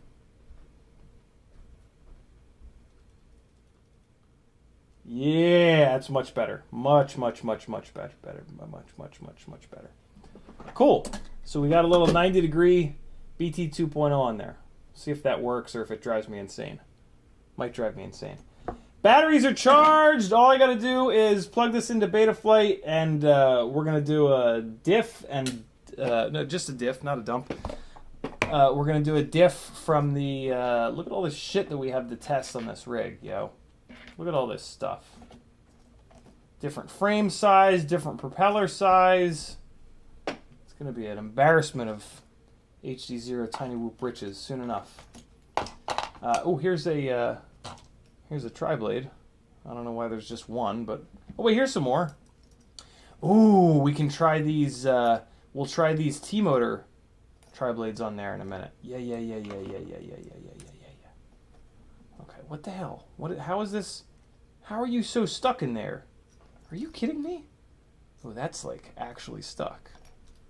Oh, there it goes. Okay, yeah, we're gonna try these T-motor props. Ooh, exciting.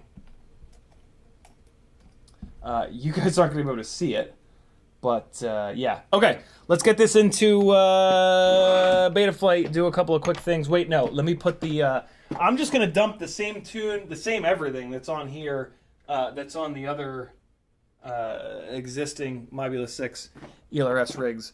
Hopefully that doesn't grenade anything, but I'll sort of selectively go through and grab a couple of things, I guess. I won't just take the entire diff. So this is... Let me get caught up on chat here. Baby Takes Flight says, I swapped those biblades for the lightweight Newbie Drone tri-blade. They were the same weight. They are. Unfortunately, the Newbie Drone ASI props are super fragile. They're too fragile for me to run. I just bend them all up. It sucks. Steady Eddie says, shrimp wrap after the clam man. Haven't seen him in forever. Michael D says, I hate how IP model solders the power leads through the top of the flight controller. Thinking about replacing and soldering through the bottom. Give me enough slack to use my nature nectars. Ramdago says, shrimp wrap everywhere.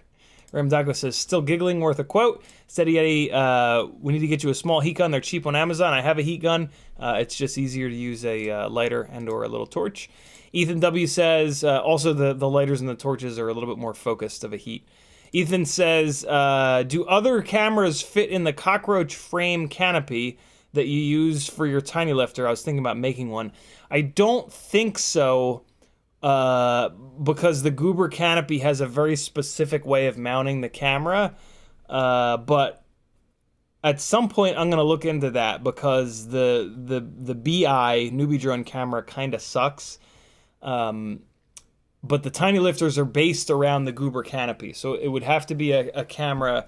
It would have to be a board camera with literally the exact same measurements as the BI camera.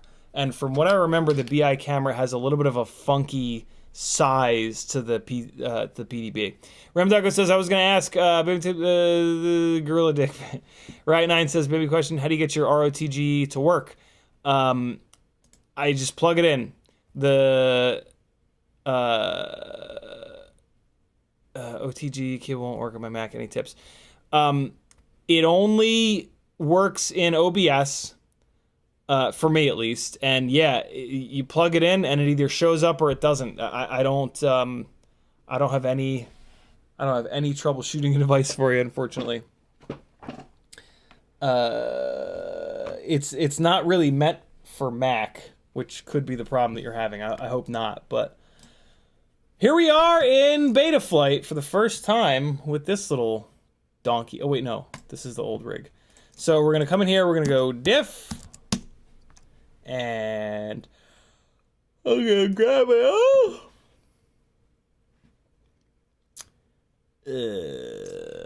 Okay, and we're gonna fire up text edit here. Come down to the bottom, and I'm gonna do Mobula 6 ELRS. Dump that in there. Okay, cool. So let me really quickly work through this and just grab the stuff that I want, because this has all kinds of... Yeah, all right. So not going to use that. Beacon, I can leave that. TAER, I'm going to leave that. The aux channels, I am going to leave that. I'm not sure what this... Yeah, this is that, the OSD switching. So I think I can leave that. VTX table, I'm definitely not going to bring that over. Gyro low pass, not going to grab that. Dynamic notch, not going to grab that. Accelerometer calibration, not going to grab that. Min check, max check, that's safe. RC smoothing auto factor, not going to bring it. Bidirectional D-shot, not going to bring that. Motor PWM, not going to bring that. Motor poles, not going to bring that. Well, I can bring motor poles over. It's probably already set, but... Battery capacity is 300, that's fine. VBAT min max, that's fine. Yaw motors reversed on, that's good. Right? Is this props out? This is set up for props out. Small angle 180, that's safe to bring over. Deadband, that's safe, although I'm going to change the deadband to 3. And then here's a whole bunch of OSD stuff. I'm going to kill this. Well, no, this OSD stuff is safe to bring over. Unless it uses a wacky OSD layout, but I don't think so. VTX stuff, I'm going to not bring this. VTX frequency. And then here's the Express LRS stuff. So that's going to pull my bind over. So that's awesome. RPM filter Q. I'm going to kill that as well. Okay. D-term low pass filter. Nope, nope, nope. Anti-gravity. That's actually fine. We can bring anti-gravity over.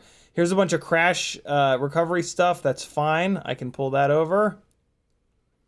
I-term relax cutoff down to 10. That's good. That's safe. I'm going to get rid of these.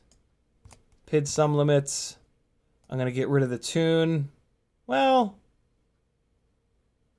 yeah, we'll fly it on the stock tune. D-min. D-max. Okay, kill all that. The feed forward stuff, I'm going to pull that out as well. Dynamic idle, minimum RPM. I'm going to take that out. And this is more tune stuff. I'm going to take this out as well. And then it's just my rates in here, which I'm just going to make that subtle change to. Okay, so we're good. This is a safe diff to pull over that's not going to lose anything super important, I think. I hope. All right, plugging it in for the first time. Don't catch on fire, you little dick. Oh, great. The frame is...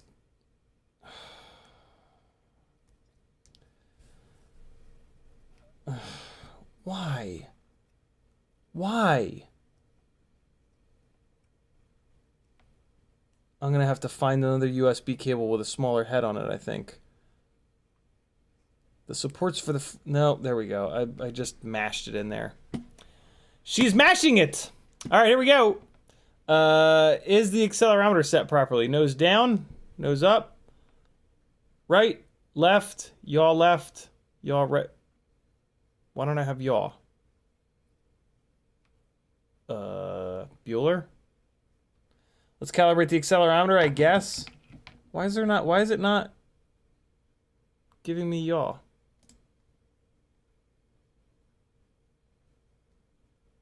Alright, that should be fine. Ports, Smart Audio is on UART1. UART2 is config MSP for the OSD, I'm assuming. Oh, 3.2K on the gyro, so it's not an MPU 6000. That kind of sucks. Alright. Let's get that in there. 180, air mode is permanently on. OSD is on. Great. Save and reboot. Some of that stuff is going to change from this diff that I'm going to drop in there. I don't even know why I'm going through this stuff, but... oh wow, the minimum cell voltage is set really low, 2.9. Although wait, no, I guess that's about right. I've been moving up the failsafe to 3 seconds instead of 1.5. Presets we don't need. PID tuning. These are not default values. This is a pretty aggressive PID tune. What the fuck? Why is the D-gain damping turned all the way up to 2.0? Good lord. Okay. This is a hell of a tune they have on here. Okay. I see you. But it's on profile 3. Why is it on profile 3? Jeez! What? Oh wow, profile 1 is not a slider tune. Why are the eye gains so low? This is a weird set of tunes on here. Profile 2 is completely standard. And then profile 3 is some kind of a slider tune. Wow, that's strange. And the default was profile 3. That's really odd. What? And the iTerm relax cutoff is up at 20? What in the world? I'm gonna put... I'm also looking here at the feed forward stuff. Profile 3 is strange. I'm gonna put it onto profile 1. And we'll see what's what. Steady Eddie says at 2.9, 3.0 the VTX will cut out. Ah, interesting. My rates will come over in a minute when I dump the CLI shit in there. Whoa! What is the deal? What the hell? Gyro filter down at 0.75? Oh, man. I'm saying it right now. These filter settings mean that this thing is going to be a hot mess. I'm saying it now. Maybe it won't be, but this is not a good sign. That they've got this gyro filter all the way down at 0.75. That is not a good sign. That is scary. But we're going to leave it. SPI built in, Express LRS. Fuck it, let's just go. Paste the diff in, hit enter, look for any red text, no red text, save, and let's take one more quick look. Make sure it didn't jack around with the PID tune. Nah, it looks fine. Anti-gravity is up at 5. iTerm relax is now down at 10. I'm going to move this jitter reduction up to 12 where I like it. Motor output limit is at 100. Dynamic idle value, I'm going to put that to 30. And let's make sure my rates came in. Yep, rates are good. Throttle midpoint came in. We're going to have to move that around, but we'll leave it for the time. Actually, let's turn it off. Let's turn the throttle expo to 0. Linear throttle curve for the time being. God knows what the hover point's going to be on this. And then these insane filter settings. Okay. Receiver is still set on Express LRS. Deadband's looking good. Move this auto factor up to 50 for a little bit more smoothing. Modes. Aux 1 all the way down. Horizon, Aux 2. Yeah, so our modes came over. That's good. Flip over after crash. Looking good. Launch control for funsies. Where's the beeper? There's the beeper. Aux 3. And air mode is not in here because it's permanently on. Adjustments, that's fine. OSD. Let's see what happened with the OSD. Whoa, whoa, whoa, whoa, whoa. Okay, so they've got a bunch of extra stuff turned on that I don't want. So they've got disarmed turned on, that's stupid. They've got crosshairs turned on, that's stupid. Why do I not have... Oh, because I have the individual battery cell voltage, that's fine. They have fly mode turned on, that's silly. RSSI DBM, that's silly as well. Timer 2, that's weird. VTX channel, that's stupid. Okay. That's all good to go, I think. We'll find out in a minute.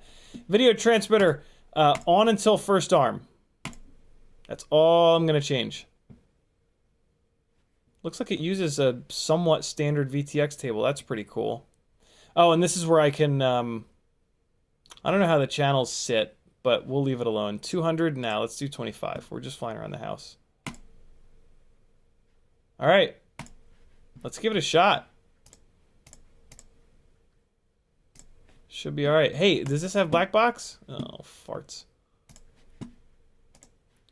Do you have black box? Nope, no black box. That's way too much to ask. All right, guys, now you just get to wait while I fly this, and you can't watch. We'll pull the... I'll give you the play-by-play as much as I can. What can I do? I can give you the bench cam, and I can take this cam and point it over into the part of the room that I'm going to be flying in.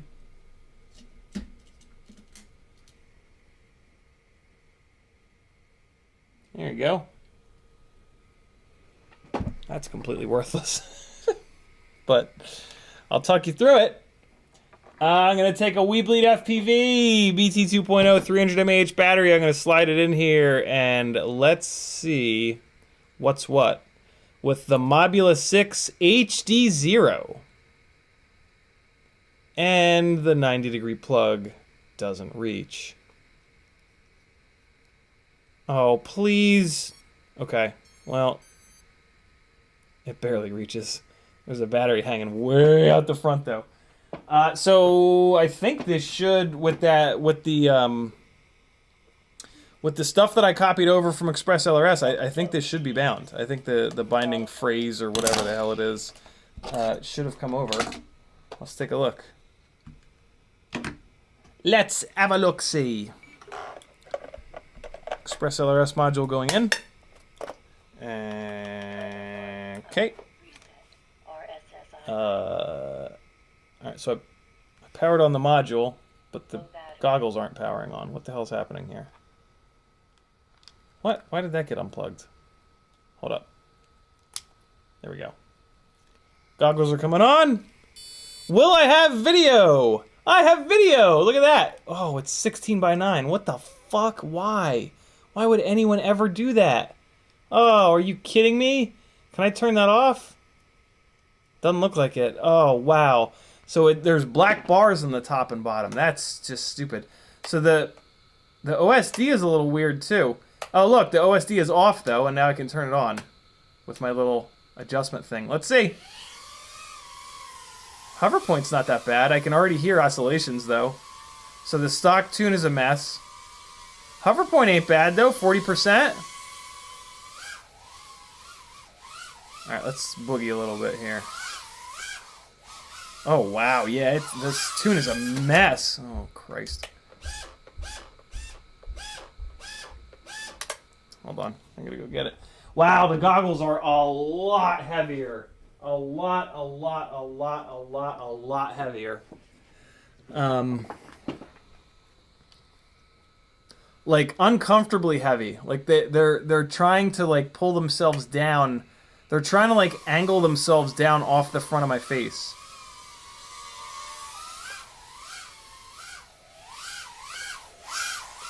Oh man, the oscillations are really bad. This tune is awful. Let's go to that tune number 3. Oh man, I gotta be honest. I just like went into the OSD and there's an and like the Betaflight menu is here and I was like, oh DJI, don't do that. That's really nice. All right, so here's tune 3, profile 3. Oh, you know what the problem is? The problem is anti-gravity. Yeah, anti-gravity is turned up way too much.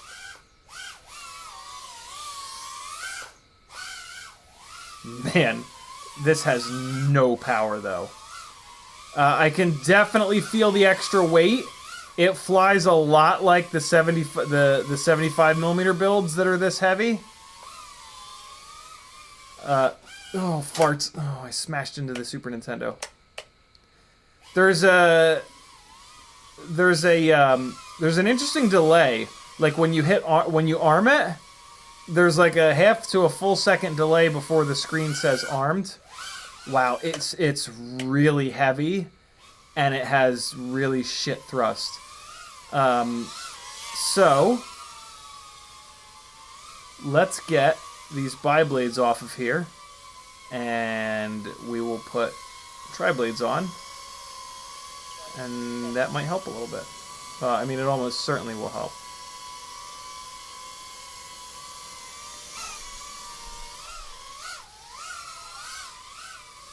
I mean, it's totally flyable. You know what? You know what this is? This is a brushed tiny whoop. This has... Wow, it won't even turtle mode.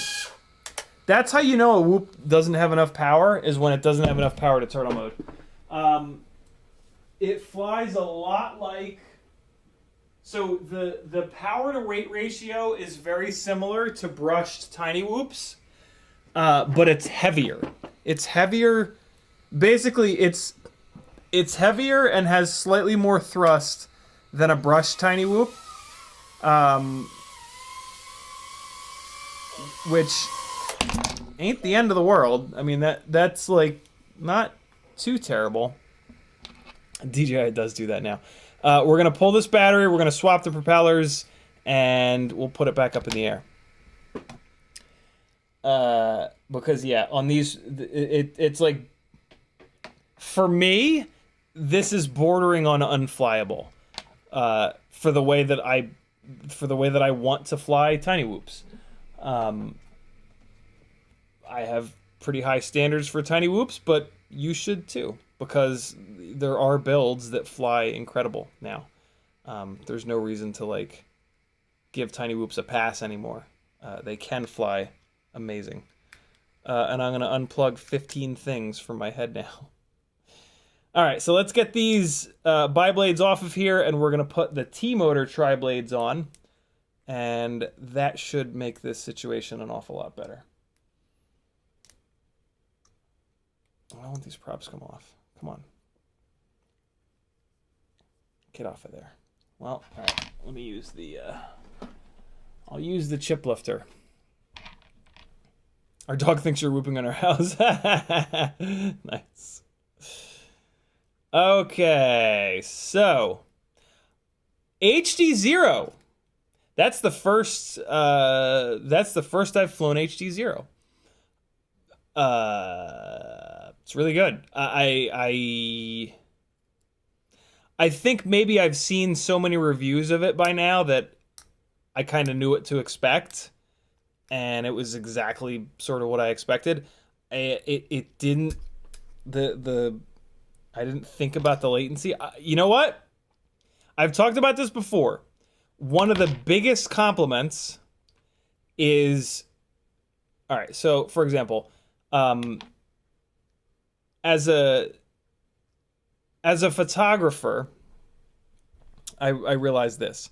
One of the biggest compliments that you can get is for someone to only talk about what you were taking a picture of, rather than oh, you took such a good picture. If someone says, like, not all the time, but if someone's like, oh man, you took a really good picture here, there's something that's calling their attention to the fact that it's a picture.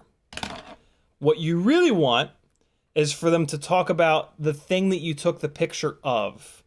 Because what that means is you did such a good job as a photographer that you captured that moment like exactly right. And which is, it's weird, right? Because you're like, why isn't he telling me that I'm a good photographer?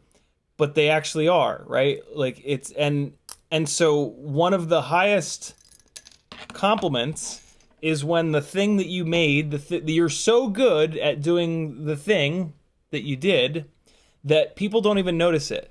It's like that with camera, like videographers too. If they get the exposure right, if they're pointing the camera in the exact right direction, if all these things line up, no one will even think that there was a videographer there. They will just think that they're in that scene. They're you know, experiencing that. So gear is the same way. If I use gear and I don't even think about it, that means that the gear is doing the job properly. If you think about it, usually it's a complaint. Does that make sense to you guys? It's kind of hard for me to explain that, but and that's kind of what just happened. Like I was just flying. Like there wasn't a bunch of latency. There wasn't like a, like the first time I flew DJI, like I noticed focus mode. So like focus mode is maybe kind of the exception to this rule because it's awesome. June Loco, when you say flies way better, what does that mean? Does that mean that it has more power? The reason why I didn't do the 75 HDZero is because the 75 millimeter frame and propellers are heavier. And the last thing that I want is for this tiny whoop that is already suffering from an extra 4 grams to get even heavier. Nowadays, we've got powertrains that on these 65 millimeter whoops can deliver plenty of power, at which point the whole like switch the 65 mil whoop to a 75 thing sort of goes out the window, and it's not really, it actually hurts them. We used to have to do that. More power and longer flight times. Longer flight times, yeah, for sure. I personally don't care about flight times. I would rather have better flight performance than more flight time.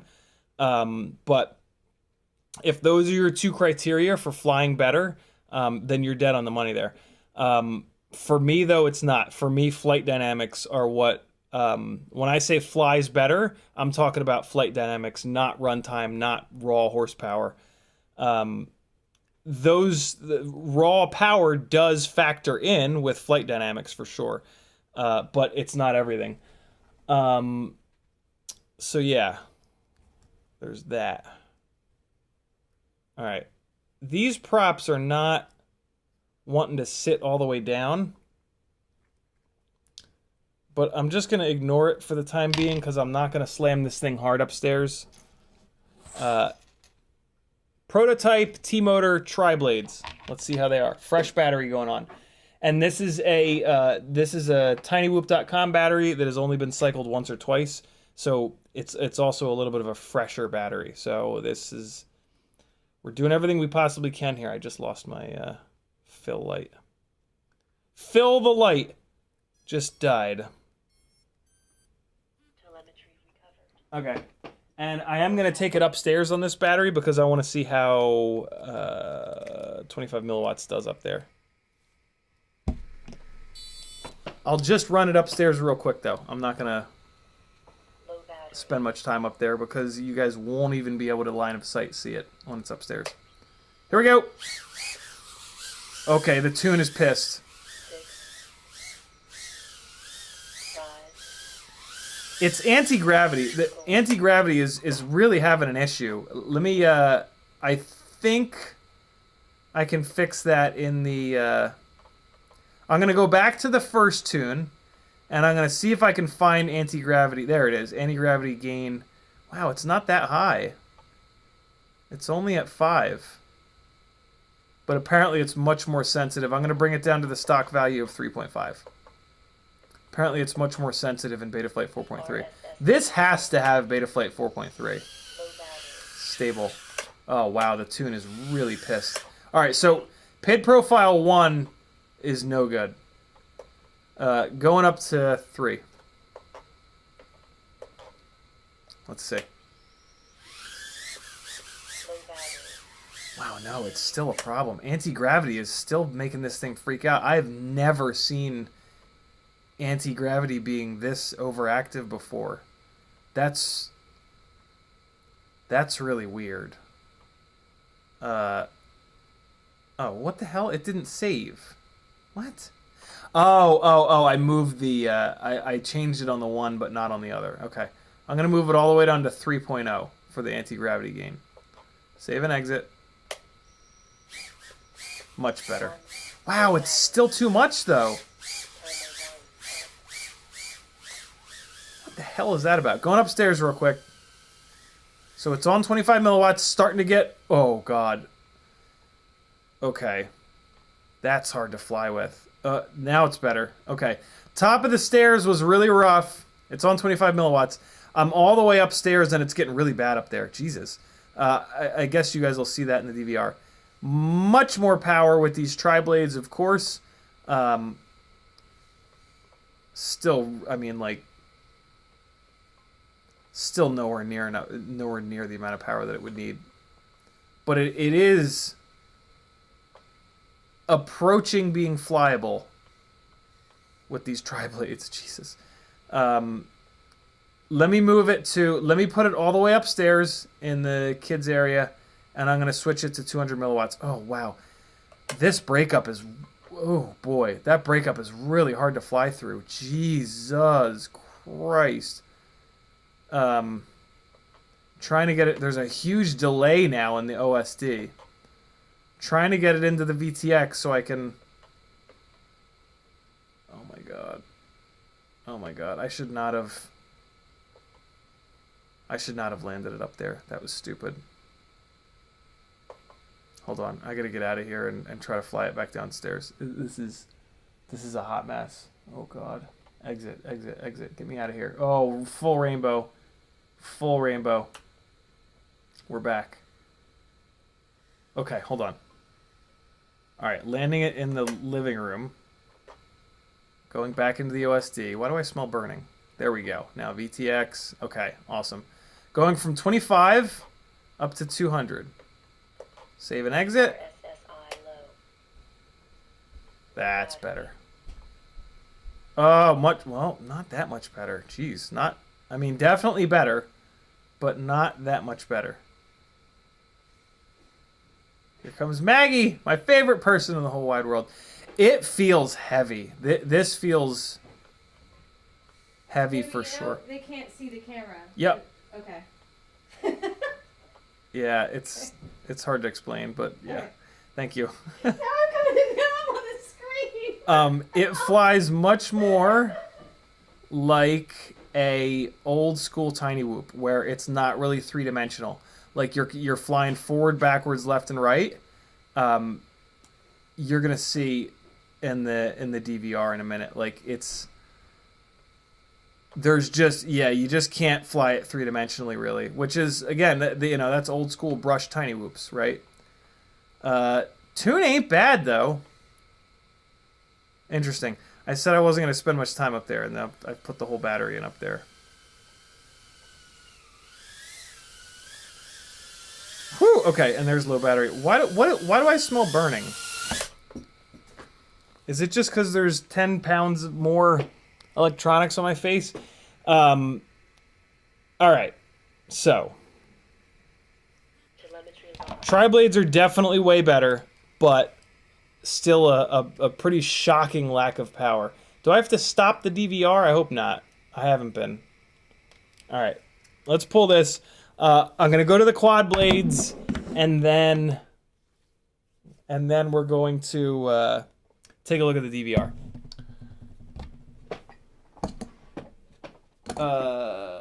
Man, it's been a while since I've flown a tiny whoop that has so little power. That's like shocking. I'm still kind of like wrapping my head around it. Like, how the hell did we ever fly tiny whoops that were this underpowered? Is like where my head keeps going. Where are the quad blades at? Those are buys. Those are tries. And these are 1.6. What the hell? Come on. Where are the what? What did I do with them? Oh, there they are. There they are. Okay, cool.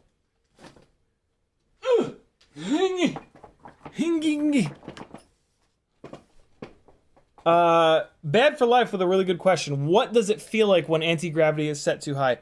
Basically, when you chop the throttle, you will hear and or feel another little burst of throttle, or you will get a little bit of a shake, and it's only going to happen when you chop the throttle. So it's a dead giveaway. It's really easy to spot. Typically, you'll never have that experience. It's super rare, but it is something that happens. So yeah. When you stab the throttle, when you raise the throttle really quick, you won't really notice it. It's when you come off the throttle that you'll really notice it. But technically speaking, it's happening on both. It's happening when you raise and when you lower the throttle. It's just much more evident when you're lowering it. All right, so here we go. I'm gonna dig out a set of Gemfan quad blades. We got high right, high left. We've got high left. Give me a high right. Where are you at, high right? There it is. These are kind of chewed up. Hold on. Well, yeah, it's fine.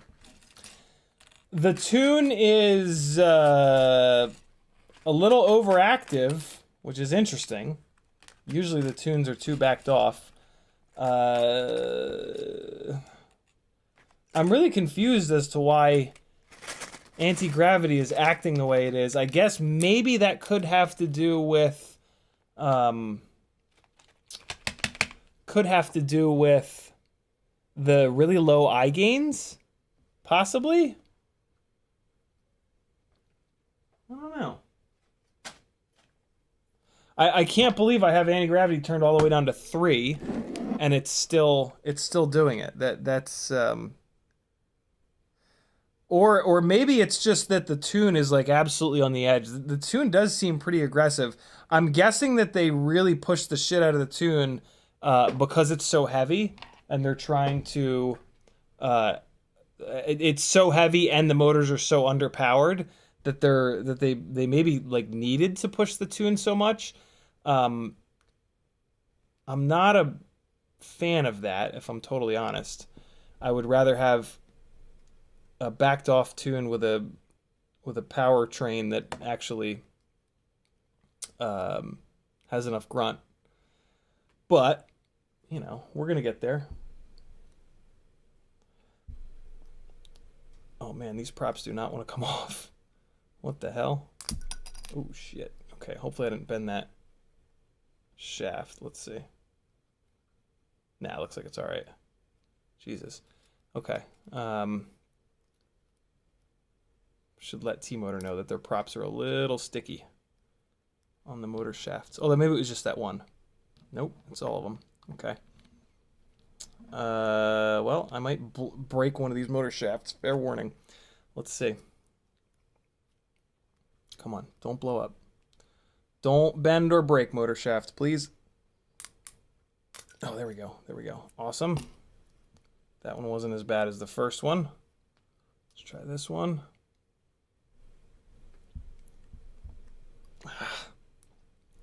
Shit. Oh boy. This is scary. I hate when this happens.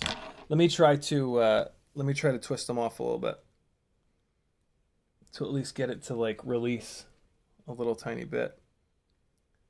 because I'm really having to push on this with the little chip lifter, with the Weehaw chip lifter, which is the best prop remover I've ever found.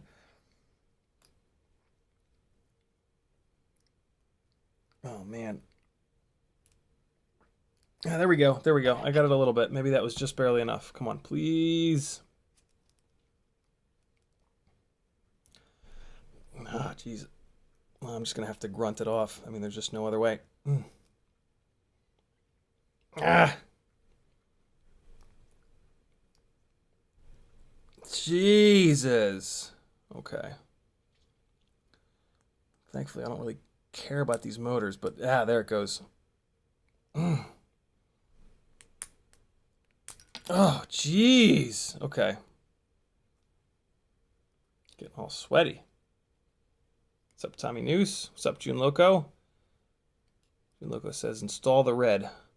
Red's going on. Red 4-blades are going on. There we go. Okay. Gemfan quad blades going on to try to put a band-aid on the extremely low KV of these motors. Oh boy, these are fitting on here really tight too. What is happening? Scary, scary.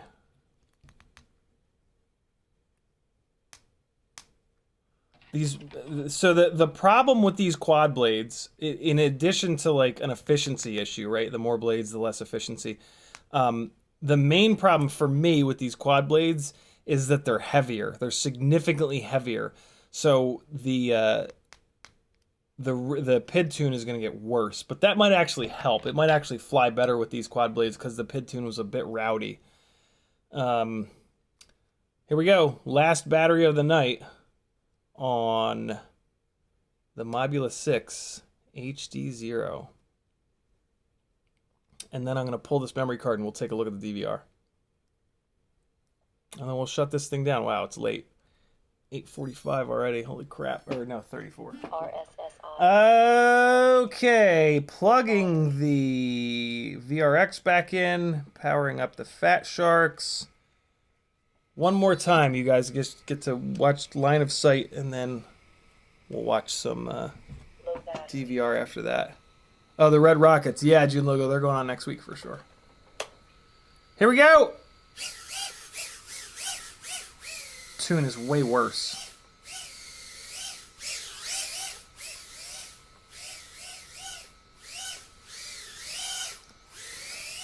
It doesn't seem to have much extra power either. Let's go upstairs real quick. That's where you'll really be able to notice it. Man, it is rattly as hell with these props on it. Oh no, it's a mess. These are not the props for this. Yeah, I think these motors are just way overloaded with these quad blades. I've not had great luck with these quad blades. They're very draggy. They're very heavy. Oh, wow. That crash should not have happened. I just ran out of power. All right, so it's the triblades. If you're going to stick with these motors, the Gemfan triblades are what you want. Man, the breakup is really rough. It's really hard to fly through this breakup. Jesus. No, don't.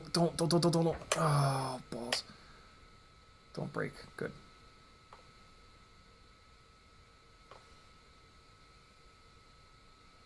Doing my best here. Oh! Oh, I got lucky on that one. All right, coming back downstairs. I think I might have lost the antenna because the video reception just went absolutely to hell. Let me bring it back. See if there's still an antenna on it. Yeah, antenna's still there. That was weird. It does not like going down the stairs. The video reception in the stairwell is just horrendous. Is it still on 200 milliwatts?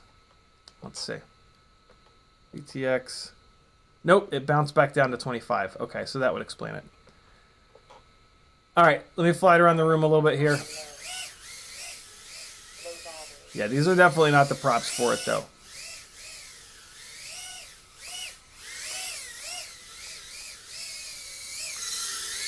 It's nice to be able to see where you're going.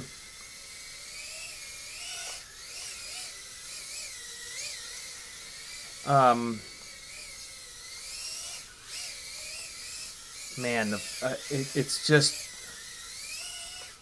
Oh my god, it barely does power loops. Wow, it can't even...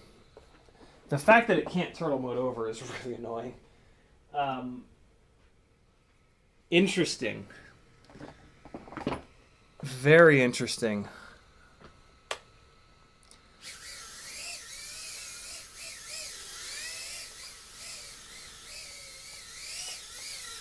Ah!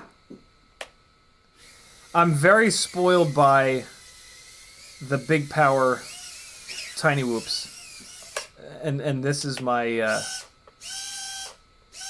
oh, come on. Yikes. Yeah, very, very, very spoiled by these big power whoops that we've been flying. This is kind of what I expected, if I'm honest, because 4 grams is a lot. So I'm not surprised, but I want to say it's better than I expected. I want to say it's a little bit better than I expected. And with the 30 billion kV motors, that'll definitely make it a lot better. So maybe, yeah, maybe next Wednesday there's a real surprise in store once we get those big boy motors on. But for now, let's take a quick look at the DVR so I can show you guys what I'm talking about. So we'll do the biblades first, of course. It was definitely the worst on the biblades. The triblades absolutely helped. And then the quad blades, we went backwards a little bit. So here we go. Did I break it? Nope, not broken. This frame that's on here, you guys have heard me bitch about the Happy Model frames before. This frame seems a lot better than the previous ones. It's more gummy. It's more more like gummy plastic. Dub Squared says, "Did you set the crash flip motor percentage to 100?" I didn't know that was a thing. Well, once the 30,000 kV motors go on it, it'll be able to turtle mode itself back over. And maybe it was just because it was on these quad blades. Maybe with the tri-blades, it would be willing to turtle mode back over. All right. So let's take a look here. Untitled movie.ts. What the hell is .ts? Transport stream? What the fuck? I've never heard of that before. I just spit all over the monitor. Just like a huge explosion of spit. All right. Get this nonsense out of here too. Parking. Photo. Yeah, it's .ts. Look, it plays. Wild. All right, so there was screwing around on the bench. There's screwing around on the bench. Here is with the biblades. I guess there's no audio, right? Okay, so here you go. Here is why are you getting all stuttery like that? Hold on, let me open it in VLC. See if that's any better. So here it is. I gotta be honest, I didn't think this would ever happen. I did not think that a tiny whoop would ever have HD. So, you know, shows about how much I know. This is with the biblades. You got throttle percentage over here, so you can keep an eye on that. God knows if the amp output is correct. 4 amps seems a bit much for hover, but I don't know, it is kind of heavy. I guess I got to move this OSD down a little bit. See that shaking? Ready? Oh, Christ. So the throttle percentage, so I'm going to tell you when it hits 100. So, hold on. 100? 100? So you see how that shaking was right after we went 100% throttle? It's because we went full throttle and we brought it down to nothing. And then it was the anti-gravity that was kicking in. And yeah, giving it that shake. So now we're on PID profile 1. You can see it's even worse. It's every time I stab the throttle, it shakes afterwards. All right, let's just get through this. This is me just working out that anti-gravity stuff. So yeah, this is a stone stock Mobula 6 on BT 2.0. I can't imagine how awful this must be on PH 2.0. I thought I went upstairs with it, didn't I?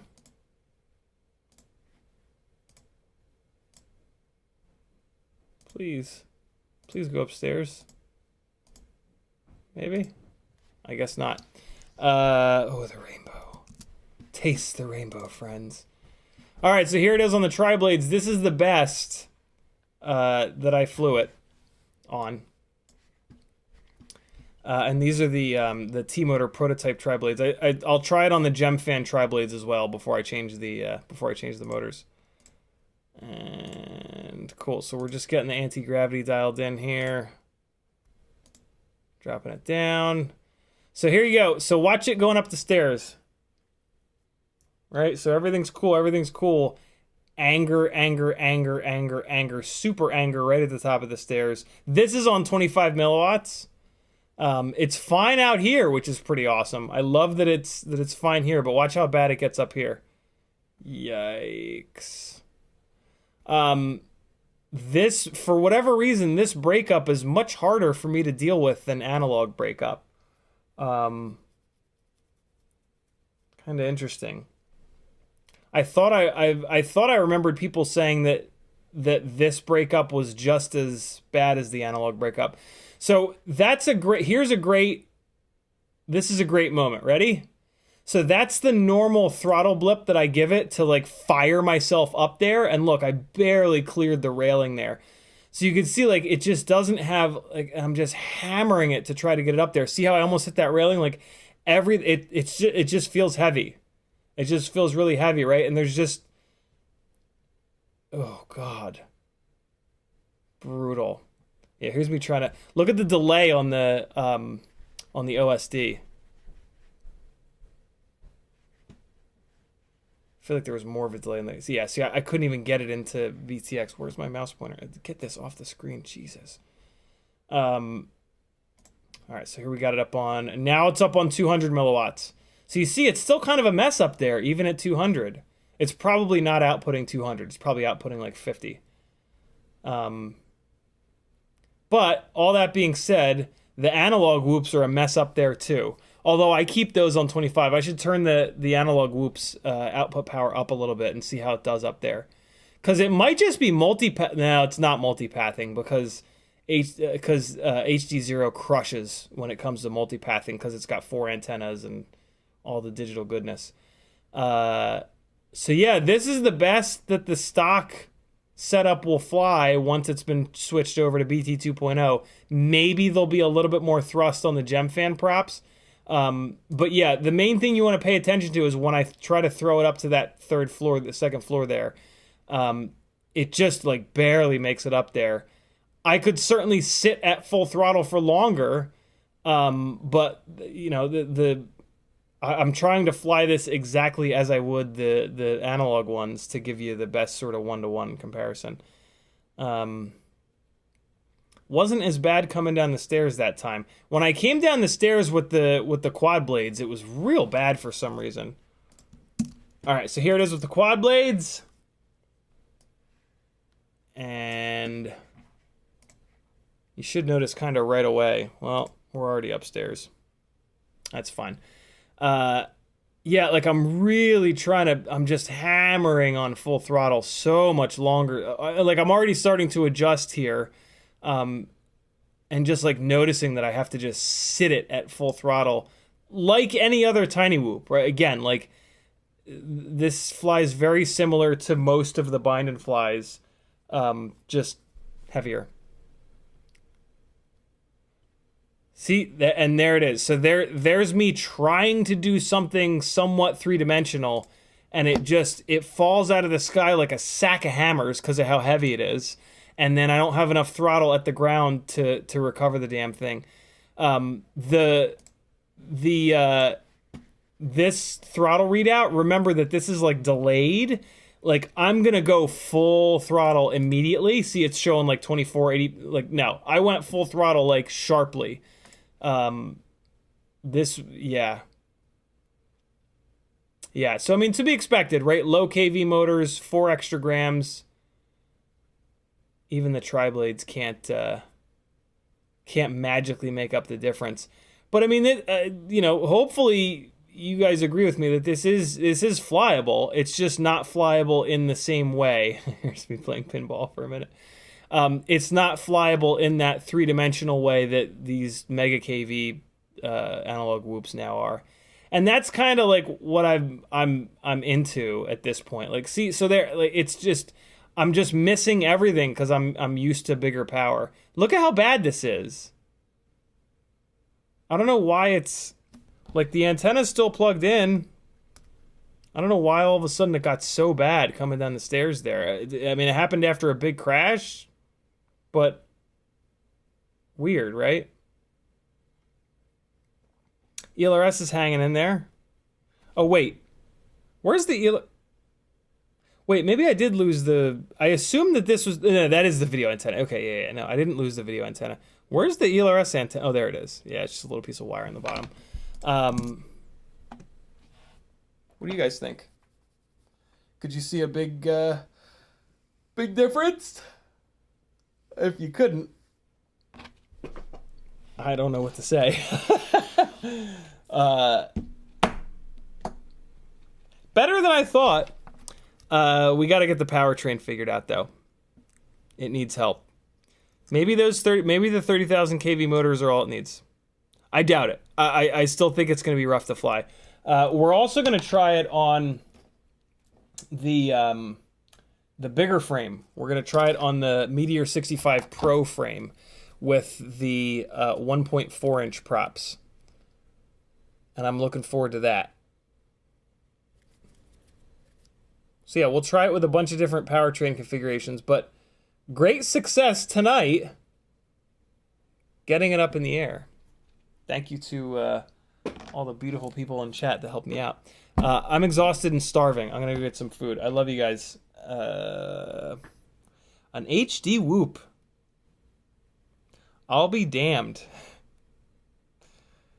I am... my foot is firmly in my mouth and tastes awful. But that's okay.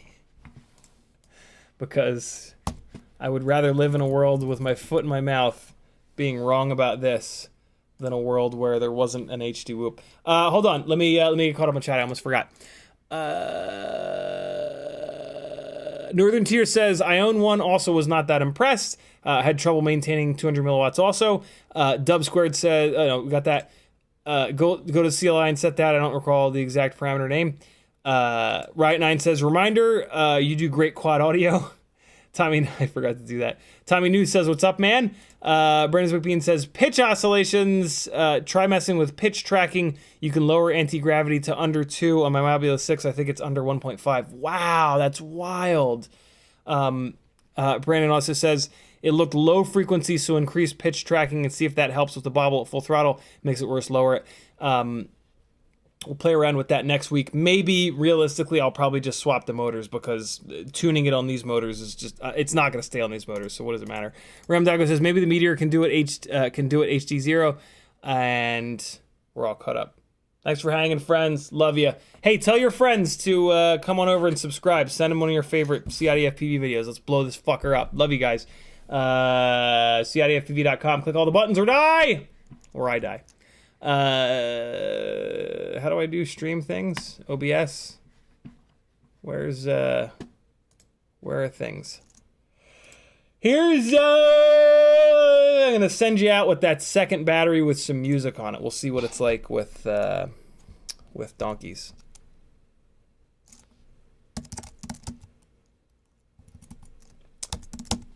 I closed the tab with Epidemic Sounds in it. Why did I do that? Here we go! Love you guys. Be good. Don't do anything I wouldn't do. Here it is, full screen. Fly fast, don't suck. Don't fly fast. Fly smoothly, don't suck. Later!